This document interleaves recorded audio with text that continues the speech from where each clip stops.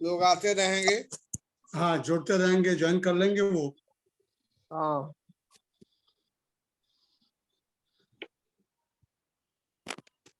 Hello Dhananjay जी। हाँ नमस्कार sir, मेरी आवाज नमस्कार। हाँ हाँ आपकी आवाज आ रही है, आपकी आवाज अरे सुनने के लिए धनंजय मैंने जी आ आपको गए। कॉल किया। हाँ, चलिए नमस्कार। बहुत बहुत नमस्कार, बहुत अच्छी बात। तो हम लोग शुरू करते हैं। यस। तो आज लगातार हम इस वर्चुअल लेक्चर सीरीज में नित्य नए रिसोर्स पर्सन्स को हम प्रस्तुत कर रहे हैं। मेंटल हेल्थ के विभिन्न मुद्दों को लेकर के हम लोग ये बहस कर रहे हैं। आज हमारे बीच में एक गोरखपुर विश्वविद्यालय के यंग और डायनेमिक प्रोफेसर धनंजय कुमार जी हम लोगों के बीच में हैं और बड़े ही कर्मठ, वेरी सिंसियर, वेरी डिवोटेड इनकी पर्सनालिटी है। इन्होंने हमारे आमंत्रण को स्वीकार किया। इनको धन्यवाद देते हुए मैं सीमा जी से ये कहूँगा कि वो धनंजय जी का स्वागत करते हुए आप उनका परिचय देते हुए उनको वक्तव्य के लिए अनुरोध करें। सीमा जी।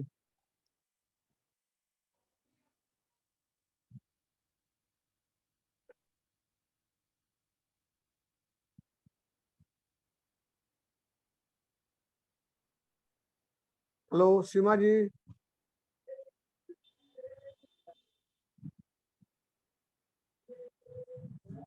हाँ भाई हेमंत जी नमस्कार। नमस्कार जी, नमस्कार प्रोफेसर रामजी लाल जी। बिल्कुल बिल्कुल। सीमा जी शुरू करें। सीमा जी आ जाएं।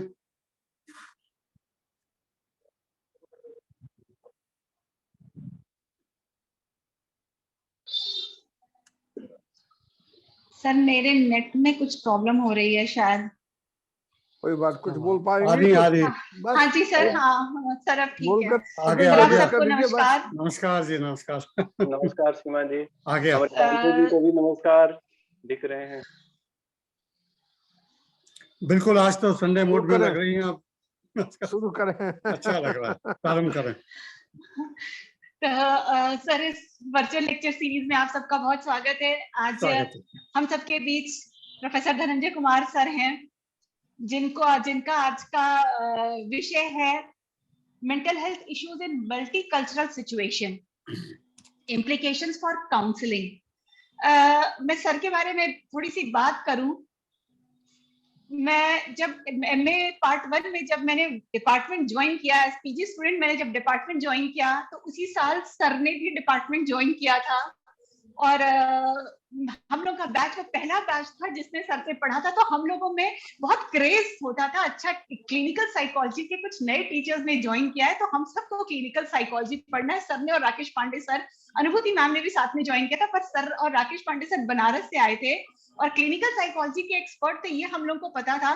तो सिर्फ इसी क्रेज में हम लोगों ने जो काफी हद तक मन बना चुके थे कि नहीं साइकोलॉजी नहीं लेनी क्योंकि क्लिनिकल साइकोलॉजी नहीं है, पर सिर्फ इस क्रेज में हम लोगों ने साइकोलॉजी ली और क्लिनिकल लिया और आज जो भी है सब आप लोगों के सामने है।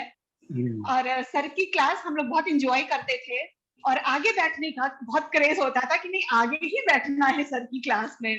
तो सर बहुत स्वागत है आपका। और सर का एक बहुत लंबा एक्सपीरियंस है साइकोलॉजी का और सर का बहुत ज्यादा वर्क है इंटर ग्रुप रिलेशंस पर, कॉग्निटिव साइकोलॉजी में और काउंसलिंग साइकोलॉजी में सर का बहुत लंबा वर्क है और सर ने बहुत सारी पीएचडी भी इस क्षेत्र में कराई हुई हैं। तो मैं बहुत समय नहीं लेते हुए सीधे सर से रिक्वेस्ट करूंगी कि सर अपनी बात शुरू करें। जी धन्यवाद सीमा जी। मैं समझता हूँ कि मेरी आवाज आप सभी लोगों को अवश्य दे रही होगी। बिल्कुल जी बिल्कुल। सर आ रही है। जी जी धन्यवाद। तो सबसे पहले एक तो इतने वरिष्ठ सदस्यों को देख करके मैं थोड़ा अभिभूत हूँ। सब लोगों को एक बार मेरा नमस्कार। मैं इतना भी सीनियर नहीं हूँ। आप लोगों की उम्र और अनुभव को देखते हुए मुझे ऐसा लग रहा है कि मुझे एक अच्छा फोरम मिला है अपनी बात कहने का। और मैं समझता हूँ कि जो हमारे यंग कलीग हैं जो इससे जुड़े हुए हैं, तो ये सभी मौके होते हैं रिसर्च के भी नए एवेन्यूज को ढूंढने का, और एरिया जो कि कहीं कहीं हम लोग टुकड़ों में काम करते हैं, उन सब चीज़ों से अवेयर होने का। तो सबसे पहले मैं इसी भावना के तहत हमारे सामने दिख रहे त्रिमूर्ति, मैं प्रोफेसर रामजी लाल जी सर जी को, सीमा त्रिपाठी जी को और अमृतांशु शुक्ला जी को, आप दोनों लोगों को पहले तो प्रोफेसर होने की भी बधाई। मुझे यह ज्ञात हुआ कि आप लोगों का नोटिफिकेशन हो चुका है। बहरहाल उसी दिन से बधाई, पहले से ही बधाई था जब आप लोग एलिजिबल हुए। आप दोनों को एक बार पुनः बधाई। और मेरे ख्याल से सभी मित्र जो यहाँ जुड़े हुए हैं, जो अभी इस कैश वाले सिस्टम में जो उनकी अगर प्रोफेसर पे या अन्य दूसरे पोस्ट पे कहीं भी कोई प्रमोशन हुआ है, तो सबको बधाई। मेरे नए मित्रों को भी शुभकामनाएं जो यहाँ पे हैं, जो जुड़े हुए हैं। सबसे पहले मैं community psychology association of India के द्वारा ये जो प्रोग्राम ऑर्गेनाइज किया गया है, वर्ल्ड मेंटल हेल्थ मंथ अक्टूबर 2022 वर्चुअल लेक्चर सीरीज, इसके organiser professor Ramji Lal sir, coordinator doctor कुमुद श्रीवास्तव जी, मॉडरेटर प्रोफेसर सीमा त्रिपाठी जी, और सभी जो रिस्पेक्टेड सीनियर कलीग्स हैं, लेडीज एंड जेंटलमैन जो यहाँ जुड़े हुए हैं, आप सबका स्वागत।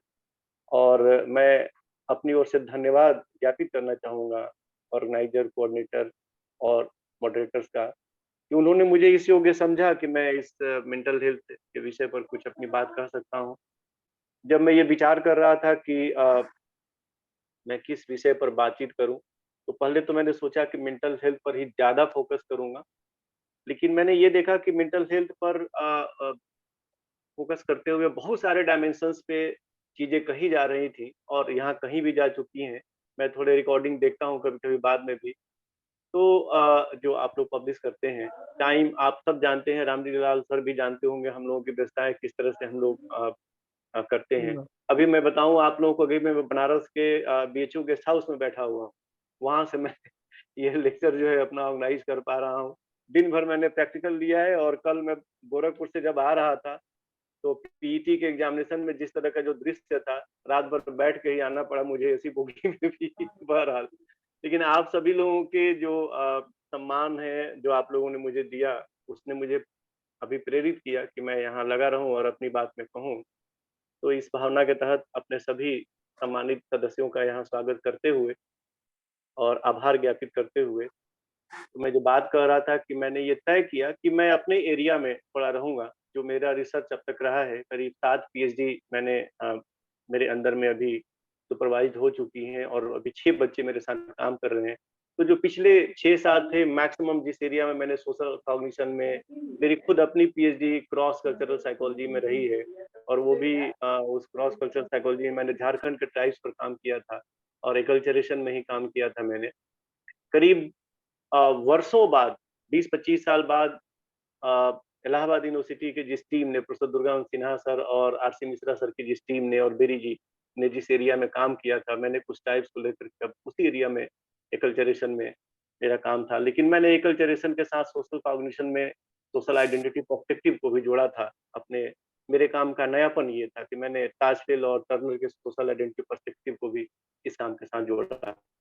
तो जब मैं ये तय कर रहा था, तो मुझे याद आया कि मैंने कुछ ऐसे कार्य भी किए हैं जिनमें डिफरेंट कल्चरल जो इथनिक ग्रुप्स हैं और डिफरेंट कल्चर्स हैं, उनमें जो मेंटल हेल्थ इश्यूज जो होती हैं, मुझे लगा कि क्यों नहीं मैं इसको ही सामने रखूं। मैंने एक पेपर भी इस पर लिखा था, जिसमें कि इसकी काउंसलिंग की इम्प्लीकेशंस क्या हो सकती हैं, इस पर कुछ फोकस डाला था। तो मेरे जो कुछ 2-3 पेपर्स थे, जो बुक चैप्टर्स थे जो इसमें पब्लिश हुए थे, मैंने उनका सहारा लिया, और जो मैंने कुछ रिव्यूज किए थे, मैंने उन लिटरेचर्स को एक खंगाला, और उसके बाद फिर मैंने ये टॉपिक तय किया था, जिसका सीमा जी ने बताया भी है, mental health issues in multicultural situation, implications for counselling. इसकी एक वजह और भी थी कि यही टॉपिक मैंने क्यों लिया, और वो ये वजह यह थी कि अगर हम इंडिया को देखें तो जो मेजॉरिटी कल्चर है, जो डोमिनेंट कल्चर है, जो हम लोग हैं, हम लोग ये सोचते हैं अपने अपने साइकोलॉजिकल डोमेन में रहते हुए कि यहाँ पर कोई दूसरी कल्चर बहुत ज्यादा एग्जिस्ट नहीं करती, और अगर हम कहीं उसका संज्ञान लेते भी हैं तो हम समझते हैं कि हम बहुत ज्यादा उनके बारे में सोचते नहीं हैं कि हमारे उनके बीच के जो रिलेशनशिप, हम उनको आदिवासी या ये मान के कि हाँ वो लोग रहते हैं, उनका एक सेटलमेंट होता है, उनका लैंग्वेज है, उनके रिलीजियस स्पिरिचुअल जो एक्टिविटीज है वो है, ठीक है, कोई बहुत ज्यादा इंटरेक्शन हमारा नहीं है, बहुत ज्यादा हमें उन्हें उनके बारे में सोचना नहीं है, और वो भी अपने जल जंगल और जमीन की लड़ाई लड़ते हुए अपने जीवन बिता रहे हैं।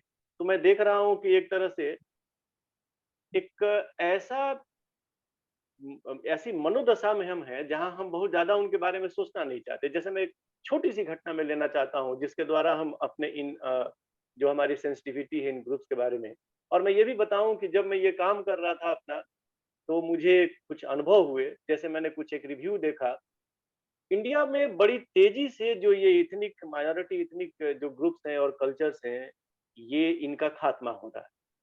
और आप जानते हैं कि अजीत के मोहंती सर जो है लिंग्विस्टिक वाइटलिटी पे काम करते हैं, और क्रॉस कल्चरल में कुछ उनका भी काम है। तो उनके साथ भी कभी कभी बातचीत में, आरसी मिश्रा सर के साथ जो हमारे गुरु रहे हैं बेचू के, इनके साथ बातचीत में, और भी जो क्रॉस कल्चरल में जो काम कर रहे हैं लोग, उनके साथ बातचीत में, ये हम लोगों के बीच एक सर्वे आई जिस पर चर्चा होती है कि एक समय में इंडिया में लगभग 700 कल्चर्स अप्रोक्सीमेटली एग्जिस्ट करती थी। और कल्चर के डेफिनेशन में बाय डेफिनेशन यूनिक जो लैंग्वेज है वो एक कॉन्स्टिट्यूएंट फैक्टर के रूप में काम करता है कि एक रिलीजन, उनकी हर कल्चर की अपनी एक हिस्ट्री होती है, हर कल्चर की अपनी एक यूनिक उनका रिलीजन होता है, और उनका लैंग्वेज होता है। ये तीन चीजें अगर हैं तो ये कल्चर कॉन्स्टिट्यूट होता है, एक अलग कल्चर है। तो अब क्या स्थिति है, तो करीब 3-4 साल पहले 2017-18 कल करबो बातचीत हो रही थी हमारी professor RC Mishra sir miss से, जो कॉल मेरे दो गुरु करे हैं, और जो एक पायनियर भी है इंडिया में और लीडर है, फोन करी बेरी साहब के साथ जिन्होंने काम किया है, और भी लोगों के साथ अभी भी लगातार काम कर रहे हैं। तो वो कह रहे थे कि अप्रोक्सीमेटली, ये एक अप्रोक्सीमेट है, आज भी इंडिया में लगभग 400 कल्चर्स एग्जिस्ट करते हैं। तो आप देखें कि हम लोग लगभग 200-250 से ज्यादा कल्चर्स तो हमारे यहाँ निकल चुके हैं, उतनी लैंग्वेजेस जा चुकी हैं। मैंने फिर एक सर्वे करने की कोशिश की कि हम देखें कि आखिर जो डिफरेंट ये 400 कल्चर्स के लोग हैं जो इंडिया में ही रहते हैं, इनका सेटलमेंट क्या है, ये किधर रहते हैं, लोकेशन क्या है, और इनका जो है इनकी संख्या क्या है। आप बिलीव नहीं करेंगे कि मैंने एक कल्चर के साथ जिसके साथ काम किया था, उनकी जनसंख्या केवल झारखंड में थी, और पूरे झारखंड में लगभग 2100-2200 के आसपास थी। लेकिन आप ये जानकर आश्चर्यचकित रहेंगे कि अभी भी बहुत सारे ऐसे कल्चर हैं इंडिया में, नॉर्थ ईस्टर्न जो रीजन्स हैं हमारे उधर, या फिर साउथ में जो हमारे समुद्री इलाके हैं उधर। जैसे सबसे कम तो अभी भी जारवा एक है ट्राइब, जो कि केवल 7 ही की संख्या में थे जब इंडोनेशियन भूकंप आया था इंडियन ओशन में, और उसके बाद जहाँ काफी तबाही मची थी हमारे कोस्टल रीजन में।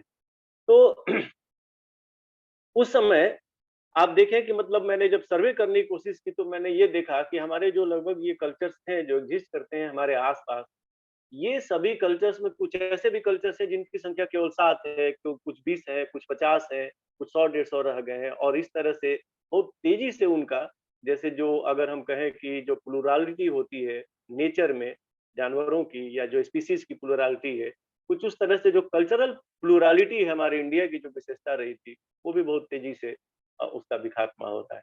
तो ये एक सिचुएशन ऐसा है, मैंने ये तय किया कि इसीलिए हम लोग ये मानते ही नहीं कि हम एक मल्टीकल्चरल सोसाइटी है, और जब भी हम मल्टीकल्चरल की बात करते हैं तो हम हमेशा उसको रिलीजन से जोड़ देते हैं, कम्युनिटी से जोड़ देते हैं, और मेजॉरिटी माइनॉरिटी के ही पर्सपेक्टिव में हमेशा देखते हैं। जबकि अब कुछ दूसरी भी टेंडेंसीज हैं, केवल हम मेजॉरिटी माइनॉरिटी कॉन्टेक्स्ट में ही इसको न देखें, बल्कि ये मैं कहूंगा कि कुछ दूसरे भी कॉन्टेक्स्ट हैं। जिस तरह से अर्बनाइजेशन इंडिया में तेजी से बढ़ रहा है, और जिस तरह से इंडस्ट्रियलाइजेशन तेजी से इंडिया में बढ़ा, उसके बाद अर्बनाइजेशन बढ़ा। हमारे यहाँ यूरोप और अमेरिका से थोड़ी देर से डेवलपमेंट तो हुए, लेकिन मैं ये नहीं कर सकता कि जैसे एशिया में भी चाइना से हम बहुत ज्यादा पीछे हैं। जैसे अगर चाइनीज आजकल एक महाशक्ति हैं, जिस तरह से उनके यहाँ ऑर्गेनाइजेशन हुआ, लगभग हम ठीक पीछे उनके लगे हुए हैं, और हमारे यहाँ भी हो रहे हैं। तो ये जो अर्बनाइजेशन हो रहे हैं और इंडस्ट्रियलाइजेशन हो रहे हैं, तो बाहर से भी बहुत सारे एक्सपर्ट्स, अब हम ये कह सकते हैं कि केवल वो मेगा सिटीज में ही या मेट्रो सिटीज में ही है, बल्कि मध्यम स्तर के लखनऊ, पटना और जयपुर, इस तरह के मध्यम स्तर के आगरा, ऐसे शहरों में भी बहुत ऑर्गेनाइजेशंस हैं जहां हमारे अपने देश के ही डिफरेंट स्टेट्स के different ethnic minority cultural group के लोग एक ही छत के नीचे काम कर रहे हैं। ये एक सिचुएशन है। या हमारे अपने ही देश में तो ये इंटरनल माइग्रेशन कि अगर हम नॉर्थ ईस्टर्न हिल रीजन से या साउथ से या बिहार, झारखंड, पश्चिम बंगाल, छत्तीसगढ़, मध्य प्रदेश, इस रीजन से बहुत ज्यादा माइग्रेशन हो रहा है। लोग काम की खोज में सिटीज में जा रहे हैं और आजकल जो टेक्निकल जो पढ़ाई है वो बच्चे पढ़ करके और काम की खोज में ऐसे शहरों में जैसे बैंगलोर, हैदराबाद, पुणे, चेन्नई, दिल्ली, ऐसी जगहों पे जा रहे हैं। कलकत्ता भी उसमें से है जहाँ के अभी सर्च कर रहे हैं। तो एक हम देखते रहे, सोचते रहे और बहुत तेजी से इस मल्टी कल्चरल सिचुएशन ने हमारी कंट्री में भी पांव पसार लिए हैं, जिनका हमको अंदाजा ही नहीं। आप अपने ही शहर में गोरखपुर में या बनारस में किसी मॉल में जाएं तो आप पाएंगे, या इवन आप देखें, आप मैं एक छोटा सा एग्जांपल दूं मैं कि बहुत सारे ऐसे कार्य हैं जहां आपको नेपालीज महिलाएं दिख जाएंगी, या आप ठीक से प्रोब करेंगे तो बांग्लादेश से आए हुए, या मैं आपको ये भी बताऊं कि नॉर्थ ईस्टर्न रीजन के जो हमारे सेवन सिस्टर्स स्टेट है वहां के बहुत सारे ट्राइब बहुत ज्यादा माइग्रेट करते हैं। तो ये इंटरनल माइग्रेशन और इंडिया सोर्स भी है और डेस्टिनेशन भी है। सोर्स का मतलब ये है कि इंडिया से बाहर भी माइग्रेशन हो रहा है, लेकिन इंडिया में भी माइग्रेशन हो रहा है। हम जब एक्सपर्ट इनवाइट कर रहे हैं तो फिर वो एक्सपर्ट भी डिफरेंट कल्चर से, ऐसा नहीं है खाली अमेरिका और यूरोप से ही आ रहे हैं, साउथ एशिया से भी तो आ रहे हैं। फिलीपींस, चाइना, जापान, फार ईस्ट की अगर कंट्री की बात करें, हम चाइना की बात करें या जापान की बात करें, या हम नीचे साउथ एशियन कंट्रीज की बात करें, तो वहां से भी एक्सपर्ट्स आ रहे हैं जो कि इंडिया में काम कर रहे हैं। तो मैं एक रियलिटी की तरफ आपका ध्यान आकर्षित करूं कि अभी जो स्थिति है पहले से भी, और अब तो और बढ़ गया है, अगर हम ऑर्गेनाइजेशन की बात करें तो ये जो मल्टी कल्चरल सिचुएशन है ये बहुत तेजी से हम इसी सिचुएशन में रह रहे हैं, हम रहने लगे हैं और हम ध्यान नहीं दे रहे हैं। गोरखपुर में ही मैं अमृतांशु जी और सीमा जी से कहूंगा, या राम जी सर बैठे हैं, आप ध्यान देंगे तो पाएंगे कि बहुत सारे ऑर्गेनाइजेशन में गार्ड के रूप में या काम करने वाली लड़कियों के रूप में, महिलाओं के रूप में आप पाएंगे कि आपको लगेगा अचानक कि अच्छा ये तो ऐसा नहीं लग रहा है कि ये गोरखपुर के हैं, कहीं बाहर के। और जब आप इंटरेक्ट करना शुरू करेंगे तो आप पाएंगे कि बहुत डिफरेंट कल्चरल ग्रुप के हैं, दूसरे मतलब हमारे ही इंडिया के किसी दूसरे कोने से हैं, या इस तरह से माइग्रेट करके वो यहाँ आए हुए हैं और काम कर रहे हैं। तो ये एक सिचुएशन है। तो मैंने इसलिए भी, क्योंकि मेरा अनुभव था, हमारे एक रिसर्च स्कॉलर है जिन्होंने ट्राइब पे काम किया था, हमारे एक रिसर्च स्कॉलर है जो इस समय भी एम्स में है, जिन्होंने की इंटर ग्रुप रिलेशन में लेकर के काम किया था। इन सभी विषयों को उन्होंने टच किया था, जैसे स्टीरियोटाइप डिस्क्रिमिनेशन पर उनका काम था, प्रदेश तिवारी और वेद प्रकाश रावत।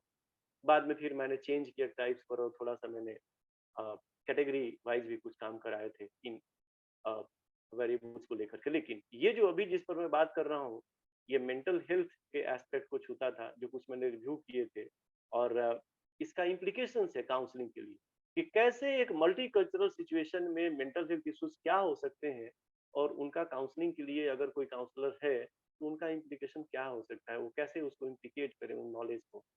तो इसी के तहत मैंने ये लिया था और मैं अपनी बात थोड़ा और डिटेल में शुरू कर रहा हूँ।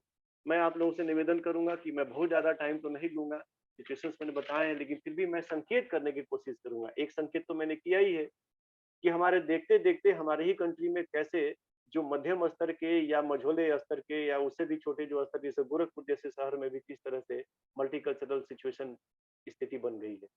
तो एक तो ये था। तो मैं अपने इस आज के इस वक्तव्य में बात करूंगा कि ये थोड़ी सी ग्रुप आइडेंटिटी या आइडेंटिटी क्या हो सकता है, कल्चर और इसके डायमेंशंस क्या है, मैं इन चीजों को टच करूंगा। फिर कल्चरल वैल्यूज और मेंटल हेल्थ के जो कुछ स्टडीज हैं वो क्या है, एकल्चरेशन और मेंटल हेल्थ और वेलबींग कैसे जुड़े हुए हैं, और फिर इथनिक आइडेंटिटी और मेंटल हेल्थ इश्यूज ये सब क्या है। इन्हीं विषयों पर मैं आपकी अनुमति चाहता हूँ थोड़ा सा प्रकाश डालूं। और मैं प्रकाश ही डालूंगा इसलिए भी क्योंकि जो एक सिस्टमेटिक तैयारी होती है वो, क्योंकि मैं दूर हूँ शहर से अपने बैठे हुए, और लैपटॉप हमेशा रखना अपने पास पॉसिबल नहीं था। मेरे कुछ बने भी थे, तैयार भी थे कुछ पावर पॉइंट, लेकिन वो अब ले नहीं आ पाए और ये सारे डेवलपमेंट सभी हुए। लेकिन फिर भी मैं कोशिश करूंगा कि मैं इन रिसर्चेस को आपके सामने रखने की कोशिश करूंगा। जो हमारे नए मित्र हैं वो हो सकता है कि इससे उनको कुछ इस प्रकार का अनुभव मिले कि वो नए रिसर्च प्लान करें और इस तरह सोचें, और ये एक बहुत सिग्निफिकेंट काम होगा अगर आप इस तरह से सोचें तो इस सारी बातचीत के बाद मैं थोड़ी सी बातचीत ये करूंगा।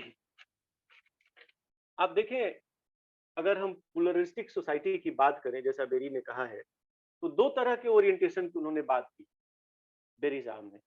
एक तो वो कहते थे कि एक मेन स्ट्रीम मेजॉरिटी हो सकती है और उसके फ्रिंज पर माइनॉरिटी टाइप फ्रेमवर्क हो सकता है, मेजॉरिटी माइनॉरिटी फ्रेमवर्क, जहाँ की एक मेन स्ट्रीम कल्चर होती है और हाशिए पर, फ्रिंज पर, या कहिए कि मार्जिनलाइजेशन या मार्जिनलाइज, सोशली एक्सक्लूडेड बहुत सारे ऐसे माइनॉरिटी ग्रुप हैं। तो एक सिचुएशन तो ये हो सकता है जहाँ की कई कल्चर के लोग एक साथ रहते हैं। लेकिन एक दूसरा सिचुएशन ये हो सकता है कि एक, इसको कहते हैं मोजैक सिचुएशन, जिसमें कि डिफरेंट जो इथनो कल्चरल ग्रुप्स हैं वो अपने पर्सनल, उनकी जो आइडेंटिटी होती है, ग्रुप की जो आइडेंटिटी होती है, उसको थोड़ा सा किनारे करते हुए वो इसमें बिलीव करते हैं कि हम जो मेजॉरिटी का जो कल्चर है उसके साथ अपने बिलीव्स को और अपने वैल्यूज को शेयर करें और उनको उसके साथ एसिमिलेशन या इंटीग्रेशन जैसे किसी स्ट्रेटेजी के साथ काम करते हुए रहें। तो ये दो स्थितियां हो सकती हैं। इंडिया में मैं कहूँ तो ज्यादातर ये जो मजाक वाली जो स्थिति है, हम ध्यान ही नहीं देते, हमारे बीच ही वो रह रहे हैं लेकिन हम ध्यान नहीं देते। और उन्होंने अपना कल्चरल जो है ओरिएंटेशन वो भी अपना होल्ड किया हुआ है, उसके साथ जी रहे हैं और वो हमारे बीच भी रह रहे हैं। तो कमोबेश डिफरेंट कल्चर में या डिफरेंट कंट्री में ये दोनों ही ओरिएंटेशन दिखाई देते हैं।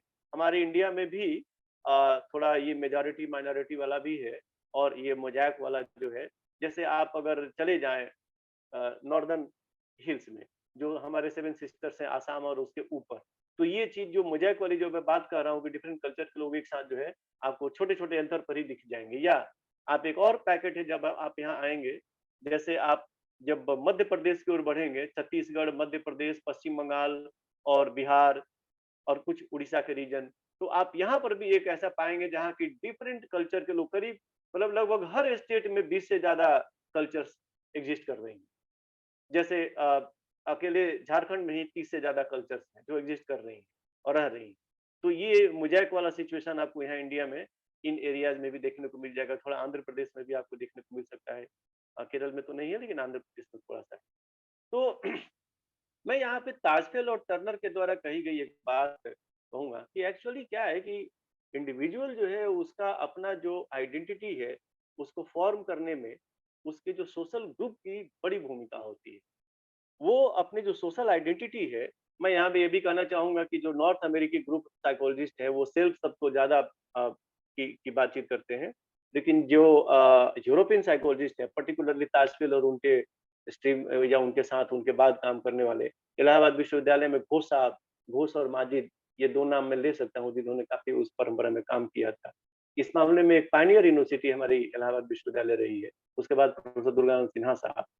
तो ताजफेल का ये कहना था कि जो हमारी सोशल आइडेंटिटी है वो हम जिस ग्रुप से बिलोंग करते हैं वो वहां से हम डेराइव करते हैं, और इस सोशल आइडेंटिटी का अपना एक इम्प्लीकेशन होता है।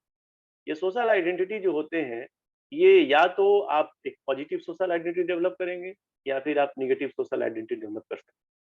पॉजिटिव सोशल आइडेंटिटी है, अगर आप मेजॉरिटी ग्रुप है और पॉजिटिव सोशल आइडेंटिटी आपका है, तो आपके सेल्फ को कोई थ्रेट नहीं है, आपके पर्सनल आइडेंटिटी को कोई थ्रेट नहीं है। लेकिन जब आप सोशल आइडेंटिटी आपकी निगेटिव होती है तो फिर आपको साइकोलॉजिकल लेवल पर प्रॉब्लम होती है, एनोयंस। और यहाँ पे मैं कहूंगा कि लियोन फेस्टिंगर का जो कॉग्निटिव डिजोनेंस है वो थियरी भी यहाँ जुड़ी हुई है। एक डिजोनेंस के स्टेट में आप सेल्फ के लेवल पर रहते हैं, और आप जानते हैं कि जब डिजोनेंस होता है तो वो मेंटल हेल्थ को किस तरह प्रभावित करता है।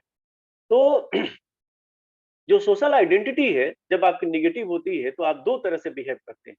एक चीज तो ये है कि आप इंडिविजुअल लेवल पे, इसको कहते हैं इंडिविजुअल मोबिलिटी, कि हम रच बस गए दूसरे कल्चर में, अपने को पूरी तरह से भुलाकर एसिमिलेट करके, इवन अपने बारे में बताना भी नहीं चाहते कि हम कौन। जैसे हम निकल के गए, पुणे में रहने लगे, और उसके बाद कुछ दिन 10-15 साल एक जनरेशन रहते हुए हम ये कहना छोड़ देते हैं कि हम बिहार या यूपी से आए हैं, हम बंबई के हो जाते हैं, हम पुणे के हो जाते हैं, या हम बैंगलोर के हो जाते हैं। वहीं शादी ब्याह भी करते हैं और फिर पूरी तरह से हम कहते हैं कि नहीं जब हम इस स्टेट के हैं। तो क्या हुआ कि हमने अपनी आइडेंटिटी को डिस्क्लोज नहीं की, या पहले डिस्क्लोज थी भी तो उसको बहुत ज्यादा ध्यान नहीं दिया, और धीरे धीरे वहीं पे हमने अपने को एसिमिलेट कर उसमें रस बस गए, और इस तरह से अपने मेंटल हेल्थ या कहिए कि कल्चरेटिव जो स्ट्रेस है उससे बचने की कोशिश की और अपना मेंटल हेल्थ हम मेंटेन करें। करते भी हैं, बहुत सारे दूसरे कल्चर के लोग भी करते हैं जो कि माइनॉरिटी कल्चर के लोग हैं। लेकिन एक दूसरा भी यहाँ पे एक बिहेवियर टेंडेंसी है, और वो है सोशल चेंज टेंडेंसी।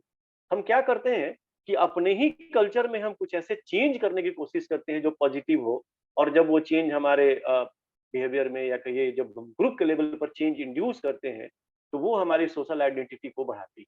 तो हम क्या करते हैं कि उन क्षेत्रों में जहां हम अपनी सेल्फ एस्टीम को बढ़ा सकते हैं, उन क्षेत्रों में हम काम करते हैं और अपने ग्रुप के लेवल पर इस तरह के चेंजेस करते हैं कि हमारी सोशल आइडेंटिटी थोड़ी पॉजिटिव हो। तो ये दो तरह के ट्रेडिशंस आप या बिहेवियरल ओरिएंटेशंस आपको दिखाई देंगे। या तो इंडिविजुअल लेवल पे हम मोबिलिटी ये प्रदर्शित करते हैं, या फिर हम सोशल चेंज की ओर बढ़ते हैं। जैसे मैं एक एग्जांपल देना चाहूंगा कि जब हम ब्रिटिश के साथ हमारा स्वतंत्रता आंदोलन चल रहा था, तो राजा राम मोहन राय जी के द्वारा और इस तरह के तमाम जो समाज सुधारक थे, उन्होंने ये सोशल चेंज प्रोसेस को अपनाया था। एक एग्जाम्पल के रूप में रखूंगा, जैसे ब्रिटिशर्स हमारे सामने ये उदाहरण रखते थे कि आप अंडर डेवलप्ड कल्चर के लोग, तो ये ब्रिटिशर्स का दायित्व है, ये डेवलप्ड है हम लोग यूरोपियन, तो उनका दायित्व है कि हम आपको ये सिखाएं कि आप कैसे डेवलप। ये उनका एक मोरल जो है हम पर, एक ऑब्लिगेशन हम पर इम्पोज करते थे कि अभी आप इतने डेवलप नहीं है कि आपकी समझ इतनी विकसित हुई है कि आप प्रजातंत्र और जो जुरिस्डिक्शन और जस्टिस इन सब चीजों पर, इन एब्स्ट्रैक्ट नॉलेज को आप इतना ज्यादा अपने आप में समाहित कर पाए कि आप अपना डेवलपमेंट कर पाए, और जो हमारा इस समय का जो डेवलप्ड कंट्री है उसके साथ आप कदम से कदम मिला के चल पाए। तो इस तरह से वो हम पर शासन करते थे, और वो ये कहते भी थे कि आपके अंडर डेवलप्ड होने का ये बहुत सारे एग्जाम्पल्स हैं, जैसे सती प्रथा जिस पर राजा राम मोहन राय जी ने काम किया था कि सोशल चेंज प्रोसेस उन्होंने शुरू की। उन्होंने इंडिविजुअल मोबिलिटी को नहीं बढ़ने दिया, उन्होंने कहा कि नहीं, अगर ये एक प्रॉब्लम हमारी सोसाइटी की है तो हम इसको चेंज करेंगे, और हम अब मोरली अपने आप को आगे बढ़ाएंगे। हम कहेंगे कि नहीं, हम एक डेवलप कल्चर है, और आपका कोई हक नहीं बनता कि आप आके हमको ये कहें कि हम लोग जो है उतने डेवलप नहीं है जितना आप, और हमारी सोशल आइडेंटिटी हम निगेटिव बनाए रखें। तो ये एक एग्जांपल मैं दे रहा हूँ कि किस तरह से ये जो सोशल ओरिएंटेशंस है ये हमारे मेंटल हेल्थ के साथ प्रॉब्लम हो सकती है। अब इसके बाद में थोड़ा सा मैं इन डायमेंशंस पे आता हूँ जो कल्चरल डायमेंशंस है। कल्चर के डिफिनीशन पर मैं बहुत ज्यादा नहीं जाऊंगा, मैं बस 2-3 नाम लेना चाहूंगा। जैसे हर्स्कोविट्ज ने ही 1948 में ये पहले पायनियर माने जाते हैं, जो उसके पहले भी हालांकि एफर्ट्स हुए हैं, लेकिन ये पॉइंट लिया जा सकता है जहां से कि हम कल्चर को डिफाइन करने की कोशिश करें। तो उन्होंने कंसेप्चुलाइज किया कि जो कल्चर है वो ये हमारे एनवायरनमेंट का पार्ट है, और ये ह्यूमन के द्वारा शेप्ड होता है, या जो भी हम ह्यूमन बीइंग जो क्रिएट करते हैं, शेप कर रहे हैं अपने एनवायरनमेंट को, सो दिस इज कल्चर। लेकिन मैं एक और नाम लेना चाहूंगा, पेडरसन।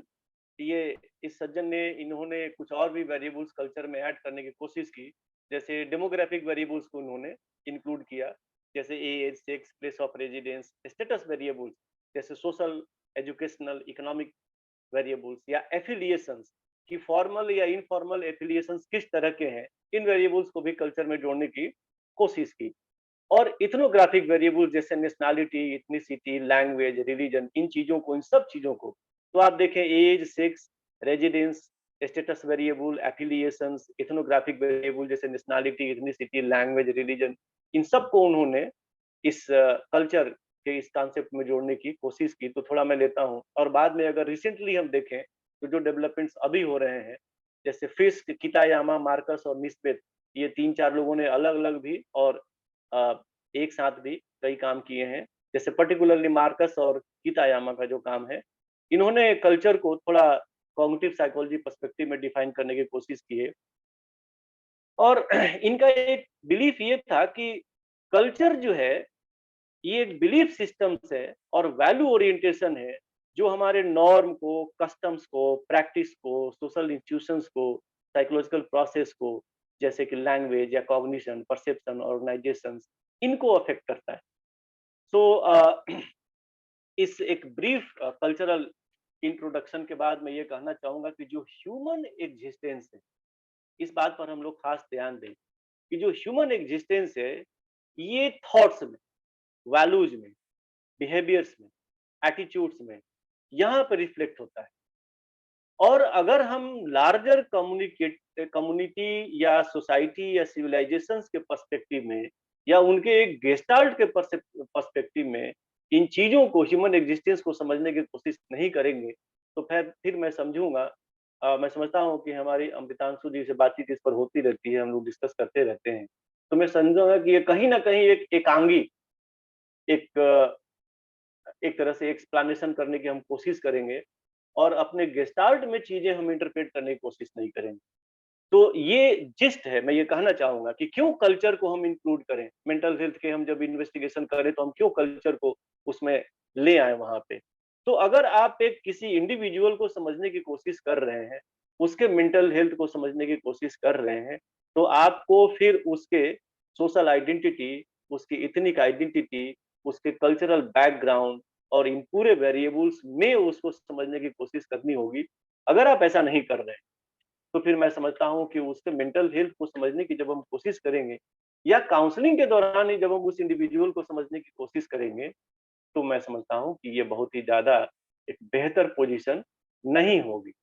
तो अगर हम इस पोजीशन को अपनाते हैं कि हम, जब एक व्यक्ति हमारे सामने बैठता है, तो वो व्यक्ति केवल एक व्यक्ति नहीं होता है, अपनी खाली इंडिविजुअलिटी के साथ वो नहीं हमारे सामने बैठा है काउंसलिंग के लिए, बल्कि उस व्यक्ति के साथ उसकी पूरी जो कल्चरल बैकग्राउंड है और उस कल्चर के साथ ये सारे वेरिएबल्स जिनके नाम मैंने गिनाए हैं, इन सब के साथ हमारे बैठा हुआ व्यक्ति एक होता है। और अगर हम खाली एक व्यक्ति को एक व्यक्ति के रूप में समझने की कोशिश करेंगे कि वो क्या बिहेवियर कर रहा है अभी, जैसे अमेरिकी कहते हैं कि आप हेयर एंड नाउ में रहिए और हेयर एंड नाउ को ही समझने की कोशिश करिए, तो ये बात, चूंकि मैं पढ़ाता हूँ अपने बच्चों को, थियरीज भी है, लेकिन ये बहुत ज्यादा मेरे गले उतरती नहीं कि खाली हम हेयर एंड नाउ में रहें। हम अपने पूरे कॉन्टेक्स्ट के साथ और हम पूरे कह सकते हैं कि जो कल्चरल बैकग्राउंड है उसके साथ व्यक्ति को समझने की न कोशिश करें, बस केवल व्यक्ति को समझने की कोशिश करें। So this is difference. मैं यही कहूंगा कि मेंटल हेल्थ की जब हम बात करते हैं और जब हम काउंसलिंग की बात करते हैं, तो आपका अप्रोच किस तरह का है? क्या आप एक केवल व्यक्ति को एक व्यक्ति समझ रहे हैं सामने, उसके बिहेवियर को बस इंटरप्रेट कर रहे हैं और सीधे काउंसलिंग की कोशिश कर रहे हैं, या एक व्यक्ति में उसके कल्चरल जो पूरे बैकग्राउंड है, अपने उस लीनियज के साथ जो बैठा हुआ है, आप उसको उस तरह समझने की कोशिश कर रहे हैं?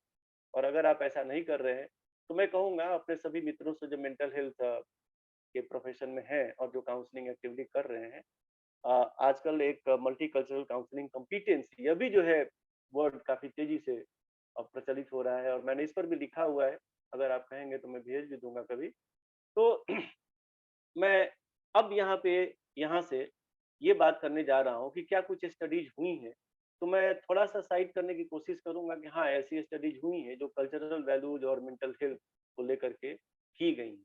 जैसे ऐसी स्टडीज मैं कुछ कहना चाहूंगा कि अमेरिका में, जैसे जब इंडिया से माइग्रेशन हुआ, तो आप देखें बहुत ज्यादा माइग्रेशन कनाडा में और अमेरिका में हुआ, और पंजाब साइड से पहले और फिर दूसरे रीजन से भी लोग अमेरिका में जाकर बसे। तो एशियन है, इंक्लूडिंग इंडियन, जो एशियन अमेरिकन वहाँ उनको कहा जाता है। ऐसे कुछ स्टडीज हमारे पास है कि ये देखने की लोगों ने कोशिश की कि जो एशियन वैल्यूज और एशियन लोग जो अमेरिका में रह रहे हैं और जो पूरी तरह से जो यूरोपियन अमेरिकन कल्चरल वैल्यूज, तो ये जो एशियन है, इन्होंने किन स्ट्रेटेजीज को अपनाया और इन एशियन जो वैल्यूज के साथ ये जो वहां रह रहे हैं, तो क्या उसको अभी भी पकड़े हुए हैं कि नहीं, और इन्होंने जो पकड़ा उनकी क्या हालत है, उनकी मेंटल हेल्थ की स्टेटस क्या है।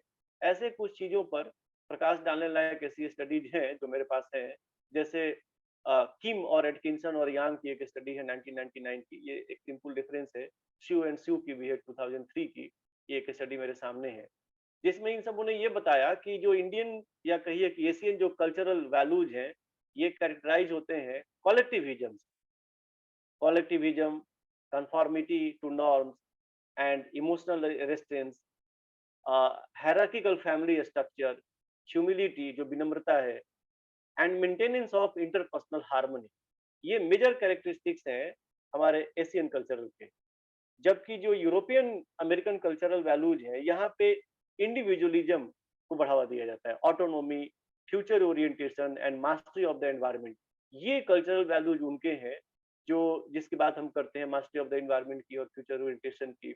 और ये एक डिबेट तो जो भी थोड़ा बहुत भी इस एरिया में जानते हैं तो वो इंडिविजुअलिज्म वर्सेस कलेक्टिविज्म, जो ट्रांडिस वगैरह ने भी काफी काम किया इस पर, तो ये तो अभी भी एक बहुत ही हॉट डिबेट का मुद्दा है, चल ही रहा है इसमें।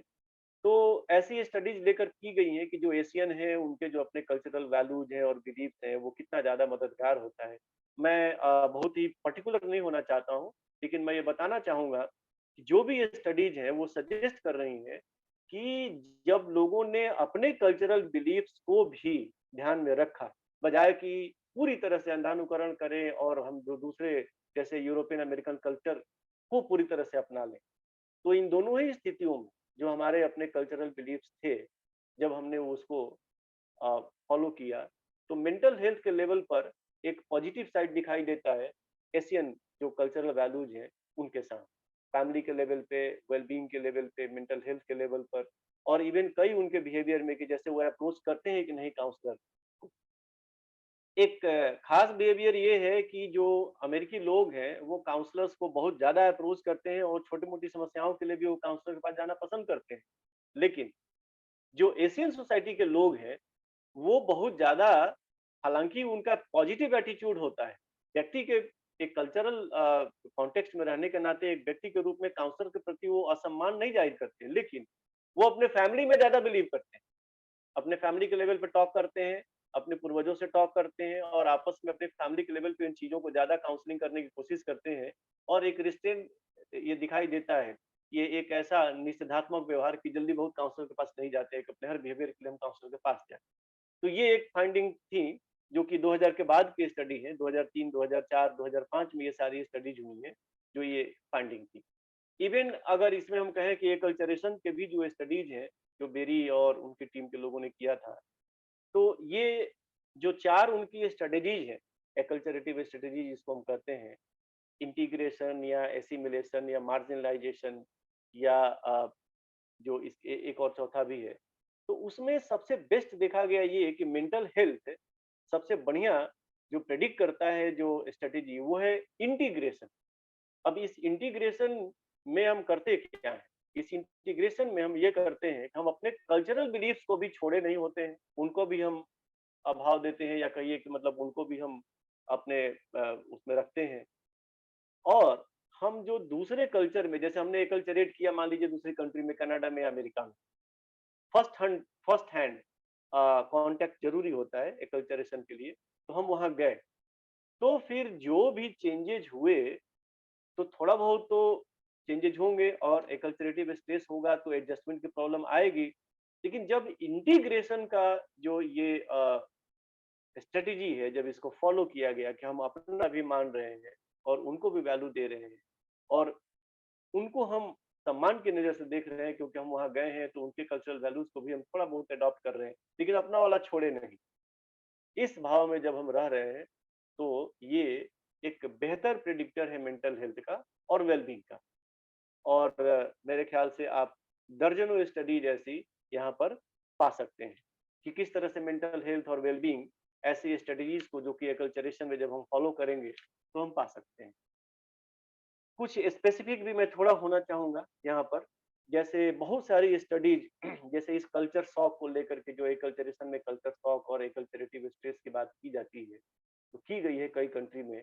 जैसे मैं यहाँ पे 2 तरह के ओरिएंटेशन की बात करूंगा एक बार और, जो क्रॉस कल्चरल एडजस्टमेंट प्रोसेस, यहाँ पर एक जो है उसको कहा गया कि हम साइकोलॉजिकल लेवल पर एडजस्टमेंट करते हैं, और जो दूसरा है वो सोशियो कल्चरल लेवल पर हम एडजस्टमेंट करते हैं।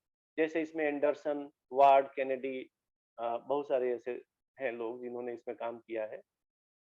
अब जो साइकोलॉजिकल एडजस्टमेंट है ये फोकस करता है, या ये कहिए कि ये इमोशनल कंपोनेंट, और ये फोकस करता है एडजस्टमेंट एट इमोशनल लेवल, जबकि जो सोशियो कल्चरल एडजस्टमेंट है ये फोकस करता है, या ये कहिए कि ये कॉग्निटिव और बिहेवियरल कंपोनेंट है, और ये फोकस करता है कॉग्निटिव एडजस्टमेंट, कॉग्निटिव लेवल पे, नॉलेज के लेवल पे।